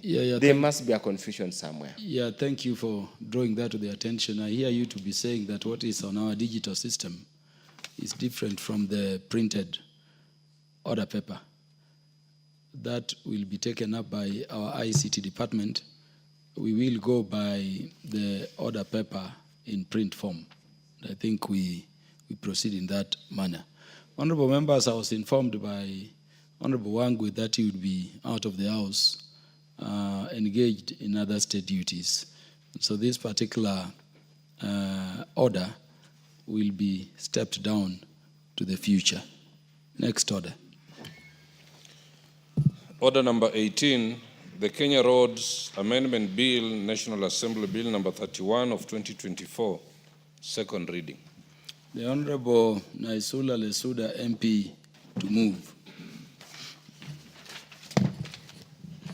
Thank you very much, Mr. Speaker, for this opportunity. I would like to take this opportunity to thank God for giving me this chance to finally move this bill, the Kenya Roads Amendment Bill 2024, which I had started to work on a long time ago, and I am happy to move it now. I would also like to take this opportunity to thank all members of staff who have worked tirelessly with me to make this possible under the stewardship of the able clerk and the Honorable Speaker. Mr. Speaker, I would also like to thank the Departmental Committee on Transport and Infrastructure, led by the Chairman George Kariuki, for interrogating the bill extensively and coming up with solid recommendations that will enrich the bill. I would also like to thank the Ministry of Transport, led by the CS, Davis Chirchir, and the Kenya Roads Board, and everyone else who sent in their comments that will definitely enrich this bill. Mr. Speaker, I thank the cycling community of Kenya, including one of us in this house, Honorable Passaris, for their insights and push the entire time I've been working on this bill, and the Worldwide Fund for Nature Kenya, WWF Kenya, led by the former Director of Communication, Judy Kosgei, for their immense support and input the entire period. Lastly, Mr. Speaker, I would like to thank the First Lady, Mama Rachel Ruto, a cyclist who has been a champion of a holistic, non-motorized transport system and a just road system in Kenya. Mr. Speaker, you know that most of the time when I rise on this floor, I am discussing matters Samburu West. But I'm very happy that today I am discussing a matter, or I'm moving an amendment to a bill that touches on each and every Kenyan in every part of this country, Mr. Speaker. And therefore, I rise as a Kenyan. I rise as a representative of millions of Kenyans whose voices and footsteps are often ignored because they do not drive, because they cannot afford a car, or move from point A to B using a PSV or matatu, but because they move on foot, on bicycles, or in wheelchairs. Honorable members, today I rise to sponsor the Kenya Roads Amendment Bill. At its core is about justice, dignity, and safety on our roads. This bill is not about who you voted for. It is not about which side of the aisle you sit on. This bill is about Kenya. And it is about ending the systemic justice that exists on the Kenyan roads. Let me be clear. The current road design framework in our urban and peri-urban areas excludes the majority. Our roads are built for motorized vehicles, as if only those with or in cars deserve to move safely. As if dignity, safety, and access are luxuries reserved for the few who prefer or can afford motorized transport. But honorable members, what happens to the millions of Kenyans, the real majority, our children who walk every day to school, hard-working Kenyans who walk to work, to the market? What about the cyclists trying to survive in our chaotic road networks? What about people with disabilities using wheelchairs, struggling to cross highways that were never designed with them in mind? This bill is all about them. This bill seeks to make it mandatory that all new roads and any roads undergoing major repairs or upgrades must include safe, accessible, and designated infrastructure for non-motorized transport. They must have cycling lanes, pedestrian walkways, and crossings that uphold the basic human right to move safely. Honorable members, how many more pedestrians must die? How many more cyclists must be left bleeding on the tarmac before we act? Every day, we lose lives that could be saved, not because of natural disasters, but because of policy neglect. Because we chose to build roads for cars, not for people. Because we keep saying not now. Because we keep saying the budget will not allow. Actually, most of my colleagues have asked me or were telling me, where will the money be found? And it has continued to be an excuse, Mr. Speaker. And meanwhile, another family buries a loved one who simply tried to cross the road. Let me also speak about health and climate. We all know the burden of non-communicable diseases in Kenya. We all know the link between physical activity and good health. Imagine if more people could safely walk or cycle to work or school. We would reduce traffic congestion, lower our carbon emissions, and promote healthier lifestyles. We speak passionately about climate change on the global stage. Honorable members, but what about the choices we make at home?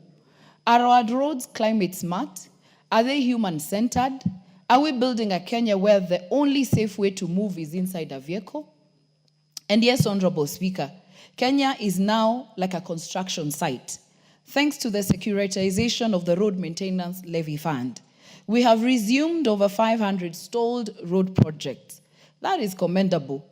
But I ask you, how many of those roads under this renewed funding model include walking and cycling lanes? Are we simply repeating the same exclusionary patterns of the past? Are we rebuilding injustice with fresh tarmac?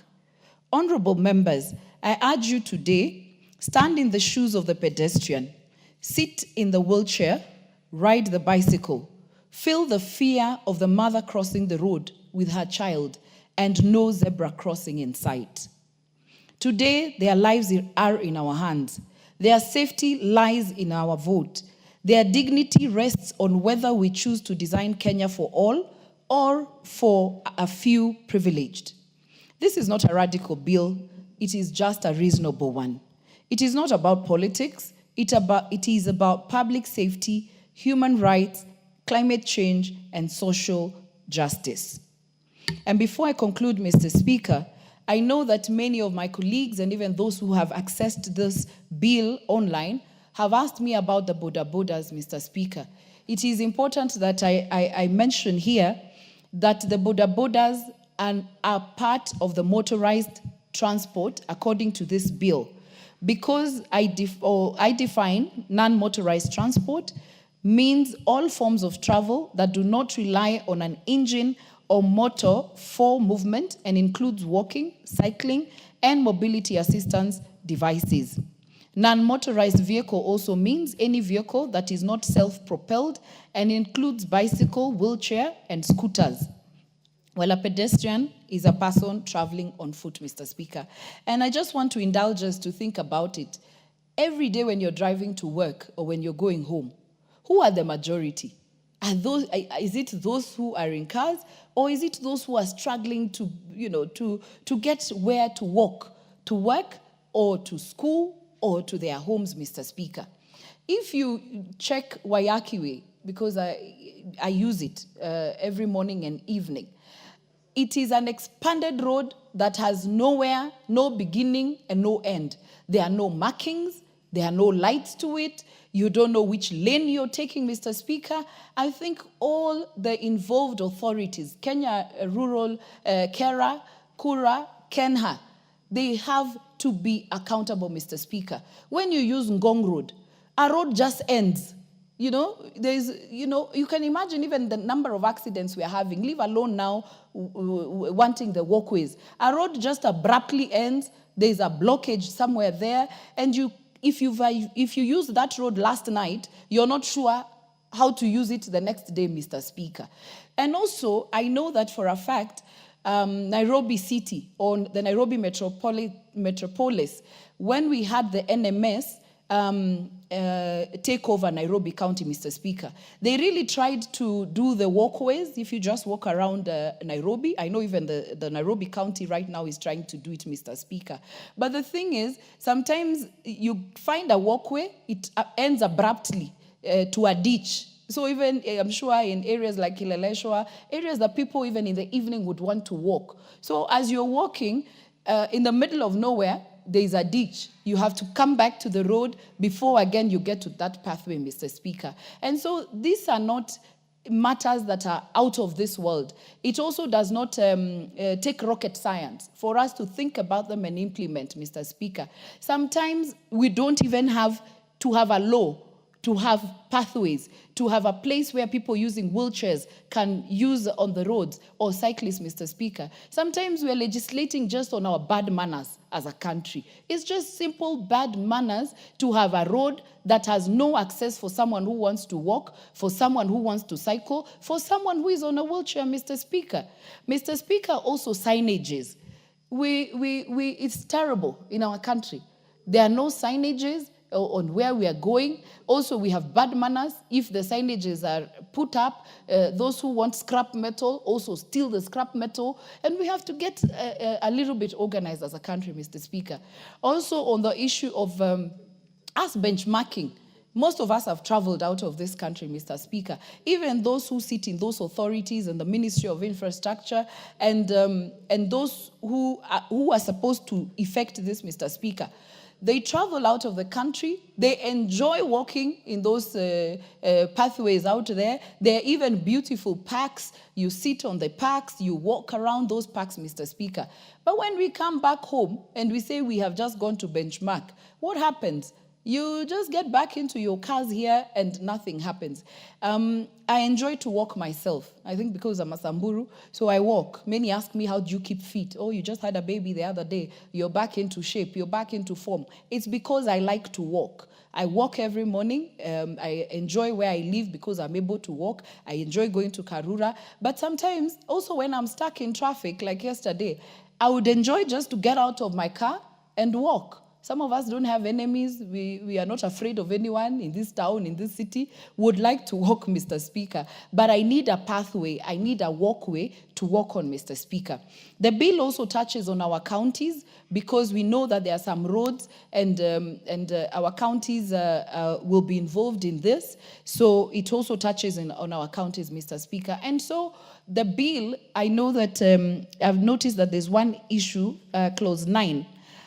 The idea on clause 9 was that the already existing roads, we give it a maximum of 15 years. Because, I mean, just getting the resources for all the roads across the country, we can give it a max. So maybe, not maybe, we will have an amendment so that it is clear that when this bill is assented to, and I do pray that this House passes and the President assents to it, when it is assented to, any other road that will be designed, that will be built, Mr. Speaker, in our country will have the walkways and the pathways and also the cycling lanes, Mr. Speaker. But immediately. But for the existing roads, we can give it a time frame. And I will be proposing that we give it 15 years, Mr. Speaker, so that we ensure that we include that. I know the whole issue about expenses and how expensive it is, Mr. Speaker. The loss of one life on the road is already too expensive. And also, I know for a fact that even some of our roads, we exaggerate the amount.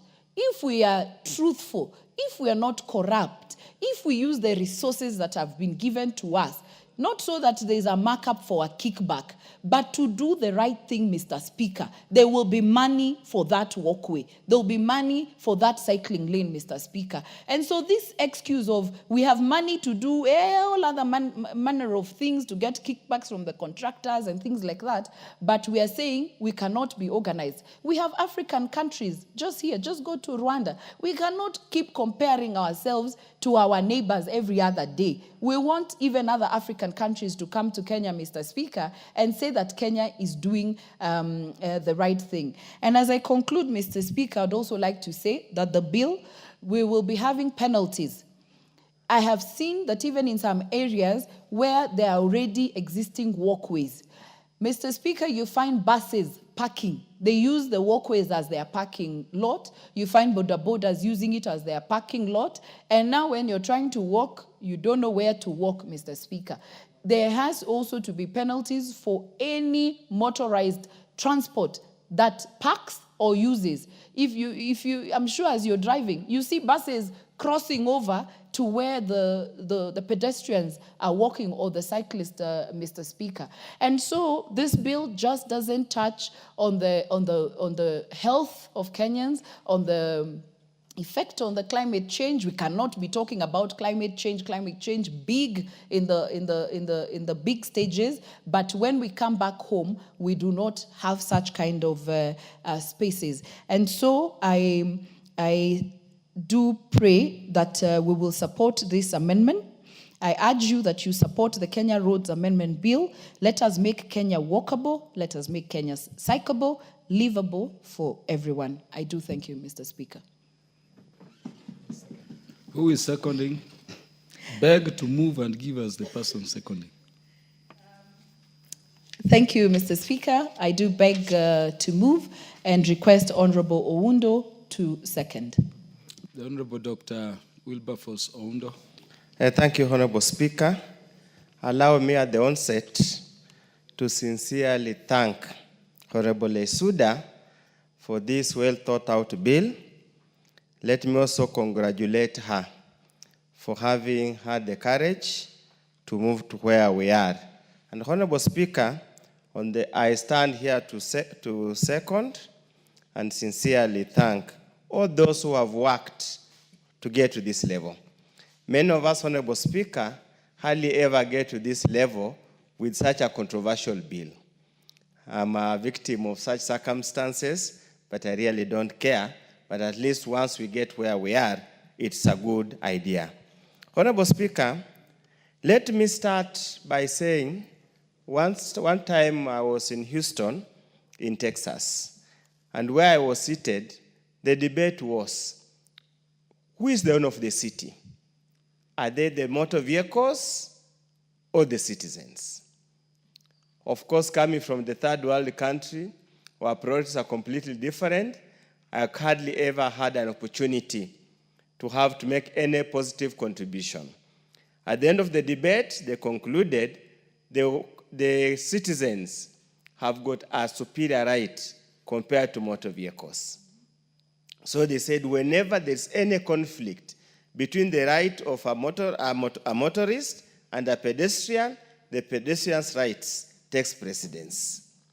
And I think reading this bill, listening to the mover, passionate as she has been, I'm inclined to agree with the conclusion on the debate that the city, the country, everywhere belongs to the citizens, not to the motor vehicles, not to the motorists.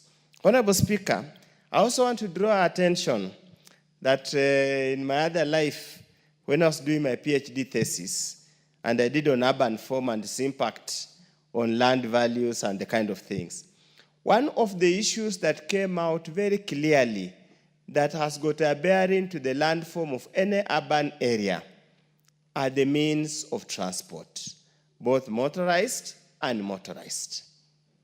You would find it was some kind of a conclusion that Kenyans, Nairobians specifically, would prefer to stay far away from the city where they can get motorized means of transport because the city is not habitable for non-motorized dwellers. Secondly, Honorable Speaker, again, before I came here, I was involved in a consultancy. And I always hope one day it will come through. The non-motorized design of Nairobi City. The issue of the viaduct, the issue of the so many other things. Some of the recommendations we made were being implemented by NMS. Unfortunately, when NMS collapsed, the current regime, and I have nothing against the MPs from Nairobi, who have been unable to push their governor to do anything, that matter went to a dead end. But that's a story for another day. Honorable Speaker, let me also draw a story normally of my age mate. He's called Levi Mwasigadi. We normally meet where our SC to talk about current issues. He always wonder why, when there's a plane crash, there is always headline, which only kills very few people in a year. When you look at the 3,000 or 4,000 Kenyans who die on the road, majority, 80%, are pedestrians. Why do they die? They die simply because they have no space on the roads.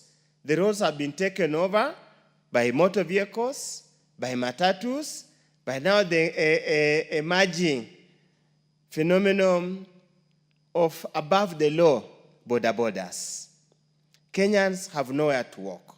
Honorable Speaker, I am a researcher and somehow I like researching. One morning, just stand around Uhuru, on the way from Kibra.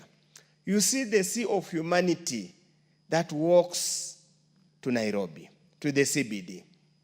Honorable Speaker, if we could have much more non-motorized parts, Honorable Speaker, many of us, I even included, I would prefer to walk because I find the gym a bit too cumbersome. I would prefer to walk so that I can maintain a certain body weight. As you age, some of those things becomes important. So, Honorable Speaker, the bill before us is so important that everybody, wherever they are, they must take notice of this bill. Because what the gracious lady has said, he has said several things. Number one, all roads being designed after the assent of this bill must provide for pathways, non-motorized place, for cyclists and foot pedestrians. To me, that is such a revolutionary thinking that we cannot even have a debate. I hope the president will not be pushed and moved by some interested parties to probably return under Article 115, which ties the hands of the people. I hope the Departmental Committee on Transport will not have to be, coerced by some parties elsewhere to make amendments. Honorable Speaker, it is sometimes very cumbersome. You are on the road, besides you, a boda is on the edge. Besides you, there's a cyclist on your edge. Besides you, there is a foot pedestrian who has nowhere to go, but has to walk along the road because the footpaths are either not existent, they are waterlogged with water, they are packed with the transport trucks calling for customers. We must, Honorable Speaker, really address these challenges. Another matter that I would want her to have addressed, Honorable Lesuda, a matter that we ought to have addressed and which I would wish you to address are security lines, dedicated security lanes on any road. Honorable Speaker, I shudder always when I'm on the road and then the ambulance is blaring behind you. You have nowhere to turn to let the ambulance go and discharge or deliver a patient that requires emergency medical attention. Honorable Speaker, this can be done. Such that to an extent that those ambulances, those footpaths, those lanes dedicated for fire engine, for security operations, should never at any given time, Honorable Speaker, be used by any other person other than those dedicated persons. So we'd want, with the indulgence at the Committee of the Whole House, we make that amendments so that now we make it necessary and a must for us to have the same. Honorable Speaker, when you go to clause 8, Honorable Speaker, provides that the Principals Act amended by section 50, the traffic police, Honorable Speaker, the reason why we have so many accidents in this country is the human failure of the traffic police. And I'd hope she would have provided an arrangement, would provide an arrangement whereby the traffic police are assigned to man a certain section of the road. If what's supposed to happen does not happen, there must be a penalty. There must be a sanction on that traffic police officer. We have gotten to a point, Honorable Speaker, that civil servants, those charged with responsibility of enforcing any particular laws and rules, must take personal responsibility for failure to enforce the same. Of course, again, on the clause 8, there are few amendments, like B, there's a typo that needs to be addressed. Honorable Speaker, 15 years, we'll have to debate, might be necessarily too long. Honorable Speaker, there is money in this country.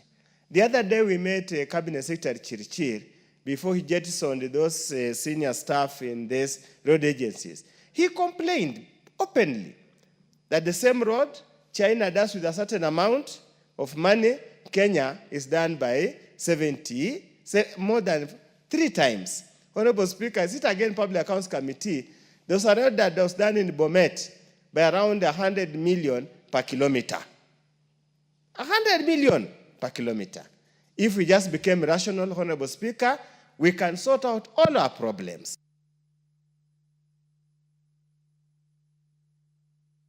Give Honorable Dr. Wilberforce Oundo 1 minute. Thank you, Honorable Speaker. As I was saying, there is enough money in this country. Where the money is lost, the Almighty God normally sees.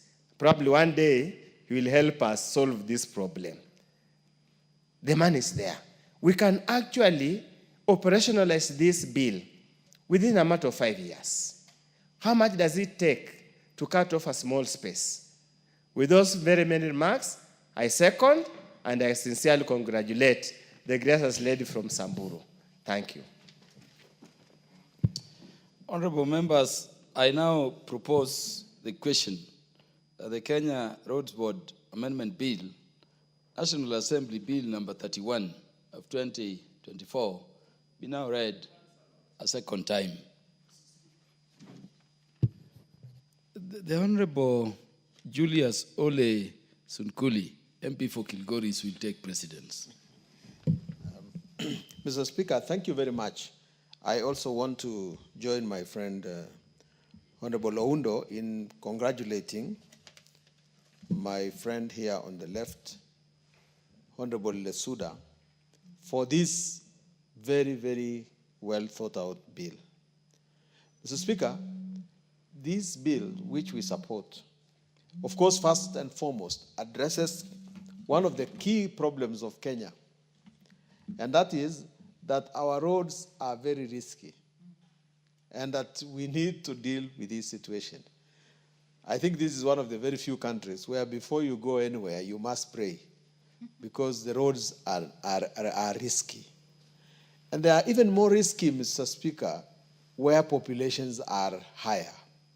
In these streets of Nairobi, we need some organization. And we need to place the pedestrian at the center of our organization. So the first value of this bill is to create a sense of security for our road users who are not inside the motor vehicles. And this bill, of course, if it is implemented, or when it is implemented, I don't know which one is the case. is going to make Kenya actually look like a developed country. It is actually going to change the face of Kenya. Because, Mr. Speaker, what do we see in other countries?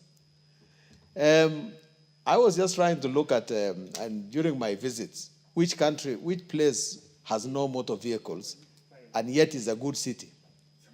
And I immediately thought about Venice. And somebody else has brought noise here, but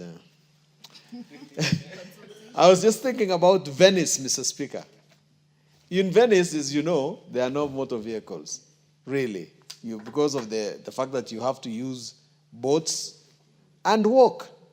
And provision has been made by those countries to use walkways. And I think that if we have this in Kenya, imagine a walkway from University Way all the way to Harambee Street, Harambee Avenue. That would make a whole difference. Today, if you want to go to my former office in Azina Towers from here, you have to get an Uber, a very short distance that you could easily sort out by walking.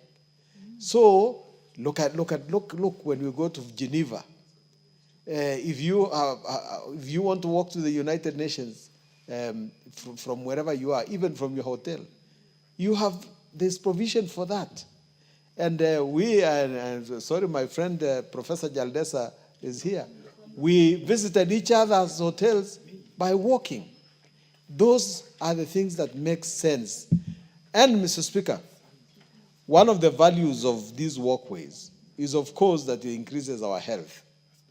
You know, many of these problems that we have today is the fact that we sit all the time. We have been sitting since this afternoon in this house, and we were sitting in the committee. If you do not get an opportunity to walk, your health therefore suffers. We should introduce a way in which we keep our country safe. Because you see, if you introduce this, things like diabetes, things like high blood pressure, things like getting excess cholesterol will be sorted out because you have a way. And don't forget that cycling is actually one of the sports that keeps a person healthy. Now, I cannot ride a bicycle, Mr. Speaker, because I am a well-behaved boy. In my village, the only person who had a bicycle was my uncle. And my uncle, if you did not touch his bicycle, then you are a good boy. But you see, I missed out on that. But I see people looking very, very healthy because they ride a bicycle. And this is one of the ways that we keep ourselves very, very healthy. Let us try and organize these cities of ours so that they don't just look safe, they also give us our health, but they also look nice. I was looking at some pictures of Addis Ababa in Africa. Even in Africa, Mr. Speaker, it's doable. And Kenya has always been a leader in arranging its cities properly. I realize my friend, the mover of the motion, the mover of the bill, has paid some attention to devolution and said that the county governments should do something about it. And I really wish they do these things, Mr. Speaker, because the first duty of a county government is to keep its towns to be clean and organized. I don't know why they are not doing it. And I don't know whether this bill will have teeth enough to force them to do it. Because, Mr. Speaker, who else will go and keep our cities, our towns, away from Nairobi, away from Mombasa, away even from Kisumu or Nakuru? Who will go to the towns to make them happy cities for people who are not inside motor vehicles?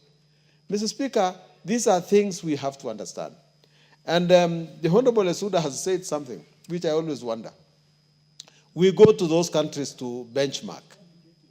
But what do we bring back other than awe and consternation of saying, look at how they have progressed? And we have made it look like our countries cannot actually achieve those things. This bill will make us achieve, because urban planning, apart from addressing security and health and so on, must also address the simple issue of livability. That I live in a nice neighborhood. I live in a nice neighborhood where things are well organized. Long ago, Mr. Speaker, Plainsview used to be in Nairobi a very, very good place. And when you go to a bus to go on the Kenya bus service, on board the bus to Plainsview, you had to queue. I realized one person came and wanted to rush away from, wanted to break the queue. And somebody asked him, when did you last move away from Kibera? Because in Kibera, things like that were acceptable. But today, Mr. Speaker, mention one neighborhood which can claim to have good order in this country, that actually keeps its queue, because courtesy driving in Kenya is not a practice. Nobody wants to leave space for anybody else, and everybody is in a problem. Let us therefore say this, Mr. Speaker. Apart from managing our cars, let the law force the government, after some time, to give space, separate space for pedestrians, separate space for cyclists, so that we can be able to enjoy the blessings of a good country. Mr. Speaker, I wish to congratulate my colleague, Honorable Naisula Lesuda, for this bill, and I commend it to the House and say, let's support it and let's make it a reality. The Honorable Timothy Toroitich, the Member of Parliament for Marakwet West.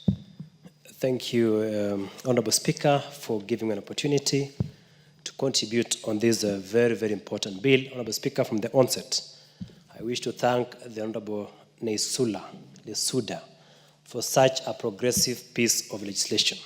For sure, Samburu West sent the very best to this Parliament. Honorable Speaker, this bill, in a nutshell, seeks to designate tracks for non-motorized transport for existing roads and new roads in this country. Honorable Speaker, when I was sitting here, I tried to find out the definition of a road within the existing Kenyan legislation, and whether the issues that have been mentioned here are catered for in other legislations. Honorable Speaker, so the question that begs, what is a road under the current legal Kenyan context? Honorable Speaker, under this current, under the statute that we propose to amend, that is the Kenya Roads Act. If you look at the definition of a road, it says a road means a public road as defined under the Public Roads and Roads Access Act, Cap 399. Honorable Speaker, further, if you go and check the definition of that Public Roads Access Act, and these are very old piece of legislation. Actually, Honorable Speaker, the date of commencement of the Public Roads and Road Access Act was 10th of August, 1920. Honorable Speaker, the definition there, I checked the definition and went further to the Traffic Act to check on the definition of roads as provided for under the Traffic Act. Honorable Speaker, under the Traffic Act, it defines a road to mean any public road within the meaning of Public Roads and Roads of Access Act, Cap 399, and includes any other road or way, wharf, car park, footpath, or bridle path on which vehicles are capable of traveling and to which the public has access. So, Honorable Speaker, if under that interpretation or under that definition of a road under the Traffic Act, it includes a footpath, it includes a bridle path, which, if we look at the Black's Law Dictionary to define what a bridle path means, it means a path suitable for riding or leading horses, in brackets, but not cars. So, Honorable Speaker, Under this current proposed amendment by the Honorable Member, it talks of creating a designated track for non-motorized vehicles. In my very humble submission, I think we have had a problem because the law is very clear, it has given a very clear interpretation of a road.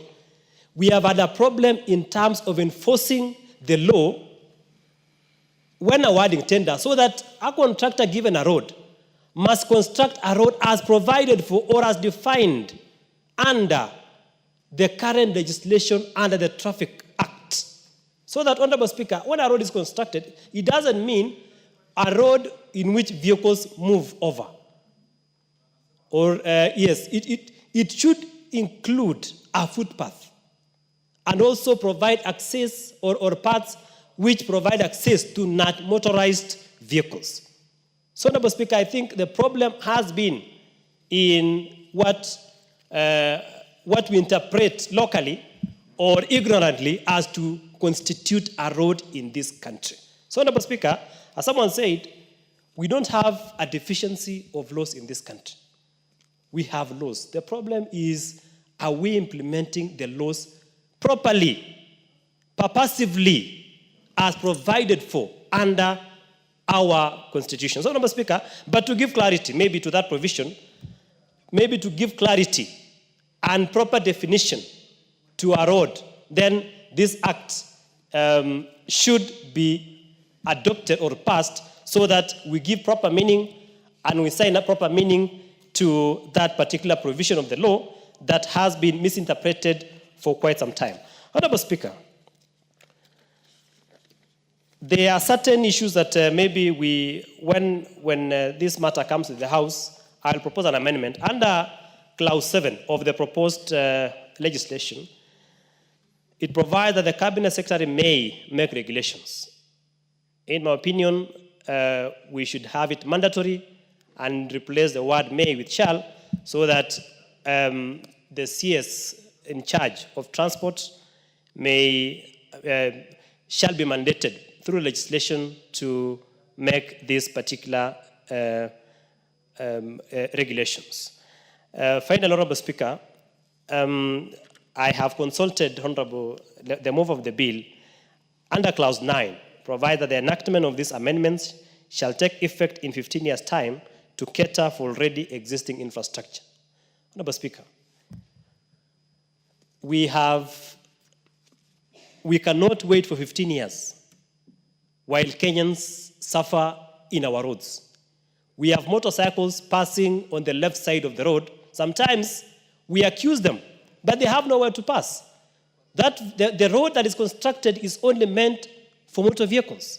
There is no provision for motorcycles. So we cannot wait for 15 years to implement this particular provision, whereas Kenyans are dying on the roads.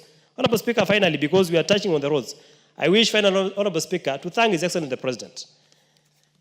When this President took over power, there were so many stalled roads, so many stalled road projects in this country. Honorable Speaker, in my constituency, I had over almost 6 roads. But as we speak, the roads are being constructed, the contractors are back on site, and I think that is something that we must commend this government for. So that even as we pass this legislation, we also call upon those contractors that have resumed to work on our roads to ensure that they are compliant. Even if we have not passed this already, we have a statute, the Traffic Act Cap 403. We have other legislation that provides that a road is not only where the vehicles pass, but also includes a footpath and other access roads for other non-motorized vehicles. I thank you, Honorable Speaker. The Honorable Anthony Oluoch, MP for Mathare. Thank you, Honorable Speaker. Allow me to thank the Honorable Lesuda for coming up with this progressive bill. This honorable member has dared to dream and design and picture what this country would look like if it put in place what should actually be something that is a basic right for people who use our roads. Not only does this give equal access to the use of these roads, but it gives dignity. Because if you look at how our roads are currently designed, it allows people to operate in such a way as to dehumanize and indignify them when you have to have roads where matatus, pedestrians, motorcycles use it interchangeably as if these roads were meant to be used without any design. Honorable Speaker, allow me to begin from the very end, where the bill says that the bill is a money bill. And allow me to thank the current crop, let me say the last 2 or 3 years of the chairship of the Budget Committee. It has been a trend in this House that it is impossible to bring a bill if it connotes or has anything where it says this is a money bill. And this is a House where it is under Article 95, among the things that we do, would be to legislate, not only to represent people and to solve problems affecting the people that we are elected by, but also it is a budget-making House. But we have had budgets, self-imposed impediments to lawmaking, supposedly because it will have a money bill, because it is a money bill. I have had 2 bills in the last parliament which I had to abandon because I was told it will occasion the exchequer or the taxpayer money. How much money or value would you put in terms of saving or fiscal space, this or that, to the number of people we lose in our roads because of the design question? You cannot place a monetary impediment to it. And so I want to thank not only the honorable member, but also the progressive leadership that we've had and have appeared before the Honorable Watandi with the money bill. And the last chair, Honorable, remind me of the member for Kiharu, when I had a bill that excluded over 3 million children of this country coming mostly from informal settlements by mere virtue of the limited definition under the Basic Education Act that classifies education as being public and private. Yet there are people in informal settlements, over 3 million of them, whom we cannot account for because of that definition. And when I appeared before them, they were audacious enough to say that even though it would occasion money to the exchequer, they would nevertheless have it. And these bills fall into that category. Honorable Speaker, I am an ardent user of the gym, not because I prefer to stay in the gym for those long hours. If you ask me, I would prefer to take long walks, sometimes even 3 hours, because not only does it help you keep fit mentally and physically, but it is my way of unwinding in the kind of difficult jobs that we have as members of parliament. And this is the moment that I have to myself.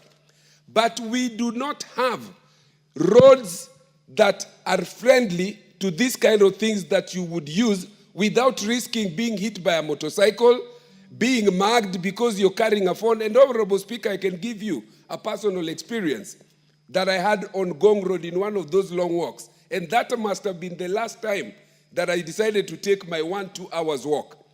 I had just returned from a trip where I went to represent this House. And I had an iPhone which I had not even spent 3 weeks with. And I was actually listening to the proceedings of this House as I walked, when a motorcycle approached me, and I thought the gentleman was trying to come and speak to me. Kumbe, he was timing this phone. You see? We must have roads that have specific places where you can say, this is a non-motorized person who is walking on 2 feet. Me, myself, and I'm very happy that this definition contemplates me and many ordinary Kenyans as those non-motorized people. Honorable Speaker, I have only 2 other points that I wish to add. When I look at this bill, from clauses 3, 4, 5, 6, up to 7. They speak to a design question, asking different state agencies and giving them the obligation to do designs within their jurisdiction that would take into account that it is not only motor vehicles with 4 legs that are supposed to use those particular roads. This tells us that we have had successive county governments, and I want to speak of the counties, where we have blueprints that should have done and ought to have done the things that the honorable member now has brought in this bill. These design questions calls us not only just to have this law, but to call these people to a conference. We must have a conference in which this country sits and decides how do we want our roads to look like. I want to thank this current government because we have now what you call Nairobi Regeneration, a project that will be funded mostly by the World Bank, in which they have contemplated what the Honorable Lesuda here now contemplates for this country, where you can have a river that you can actually have clean water, people row in a boat and you can come out from Mathare and end up in Karen, and on the side you can have a light railway that can pass and still have a place where a motorcycle and a bicycle and somebody who wants to jog can still jog. I had the occasion to look at this design when it was shown to us. And if this is implemented, it would be the first major step to achieve what the honorable member has dreamt and contemplated under this bill. Honorable Speaker, the member also spoke to the many, many constructions that you can see around. One is just outside here. Things and places that I thought there was no space to do anything at all in these roads. Right now, as I was driving here with Honorable Jalash, I asked him, what are all these barriers and holdings that have been done all the way from Kenyatta Avenue to the past All Saints Cathedral, all the way to, I think, Milimani. And he told me they are trying to create an overpass where you can pass over from here and end up the other side. And he told me how beautiful that design was. There are all sorts of those designs littered within the city of Nairobi. So this question of limited space being used as an impediment, and I'm happy that the question of money should no longer be an issue, otherwise the budget committee would not have approved this bill. I hope that this House will not place that impediment when the budget already gave the approval to her. I am on the question of design and space.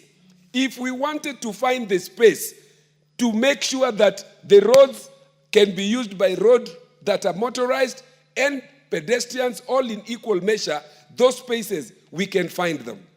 The last issue that I want to speak to is Clause 8.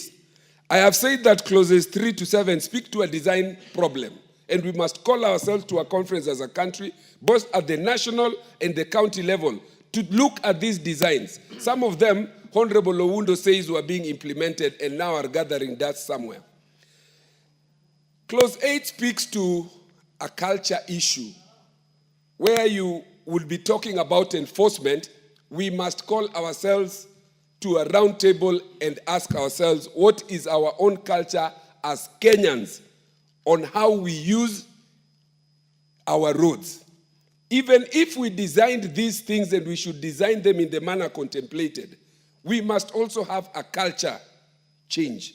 We must also change our habits as Kenyans. I want to imagine that you would be in Amsterdam or Netherlands and you would have designated places for bicycles where people use bicycles as the preferred mode, including police officers. I don't know, Undo, if you have been to any of these places. Police officers would stand and stop you and he's on a bicycle. That is the preferred. But would we park 1,000 bicycles here and our people somewhere with very...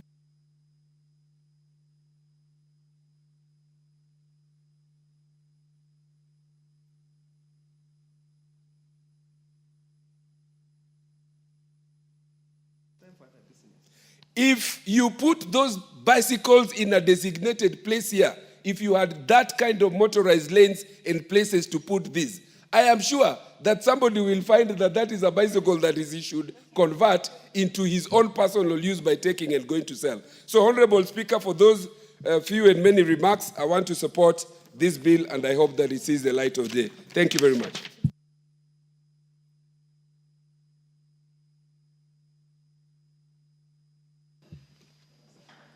The Honorable Member of Parliament for Embu County, the Honorable Double N. Yeah, thank you, Honorable Speaker, for the opportunity. And from the onset, I want to really congratulate Honorable Suda on this important controversial bill, the Kenya Roads Board Amendment Bill. My former colleague in the broadcasting journey, but today we are in the same house now to do registration, oversight, and representation. Honorable Speaker, the creation of the walkways, the pathways on our roads, especially in our counties, will not only bring sanity on our roads, it will also bring an end to many accidents that happen now and then in our counties. And so when this bill has been brought by Honorable Suda, it has come at the right time when we are battling with many accidents, motorists, cyclists, and what have you. And so I really want to congratulate her on this bill that has been brought to this House, and I hope that justice will be brought by the honorable members in this House. Honorable Speaker, I once visited the Netherlands, and I just got shocked on how sanity prevails in that land, in that country, whereby the cyclists, the motorists, they have their own ways and pathways and walkways where, in fact, they park their borders, their bicycles along in a designated area, and they actually do the walking by themselves. And so when this bill has been brought to us, Honorable Speaker, to me it is an answered prayer to the many accidents that we have been trying to battle with in our counties and in our villages. And again, Honorable Speaker, even as I support this amendment bill, the Kenya Roads Board Amendment Bill, I hope that it will also be done justice by the political, by having political goodwill from the political class, so that even as we look forward to its completion and the assignment by the President, it will be an answered prayer in our national, in our 47 counties in this country.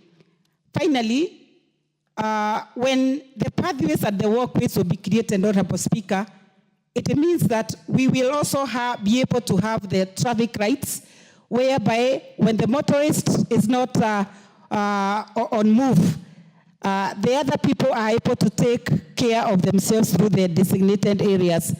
And again, as members of parliament in this House, and even as members of parliament, we will be able to really reduce on the many harambes that we are having every day, on people who have died because of accidents on our roads, through the motorists, the cyclists, the vehicles that have been even pushed to the pedestrian crossing ways. That way, Honorable Speaker, with this in mind, I know things will come to normal. And what I would request, even as I support this bill, is that it be reduced from 15 years, Honorable Speaker, to 5 years for it to be implemented so that we don't wait for long. Thank you, Honorable Speaker.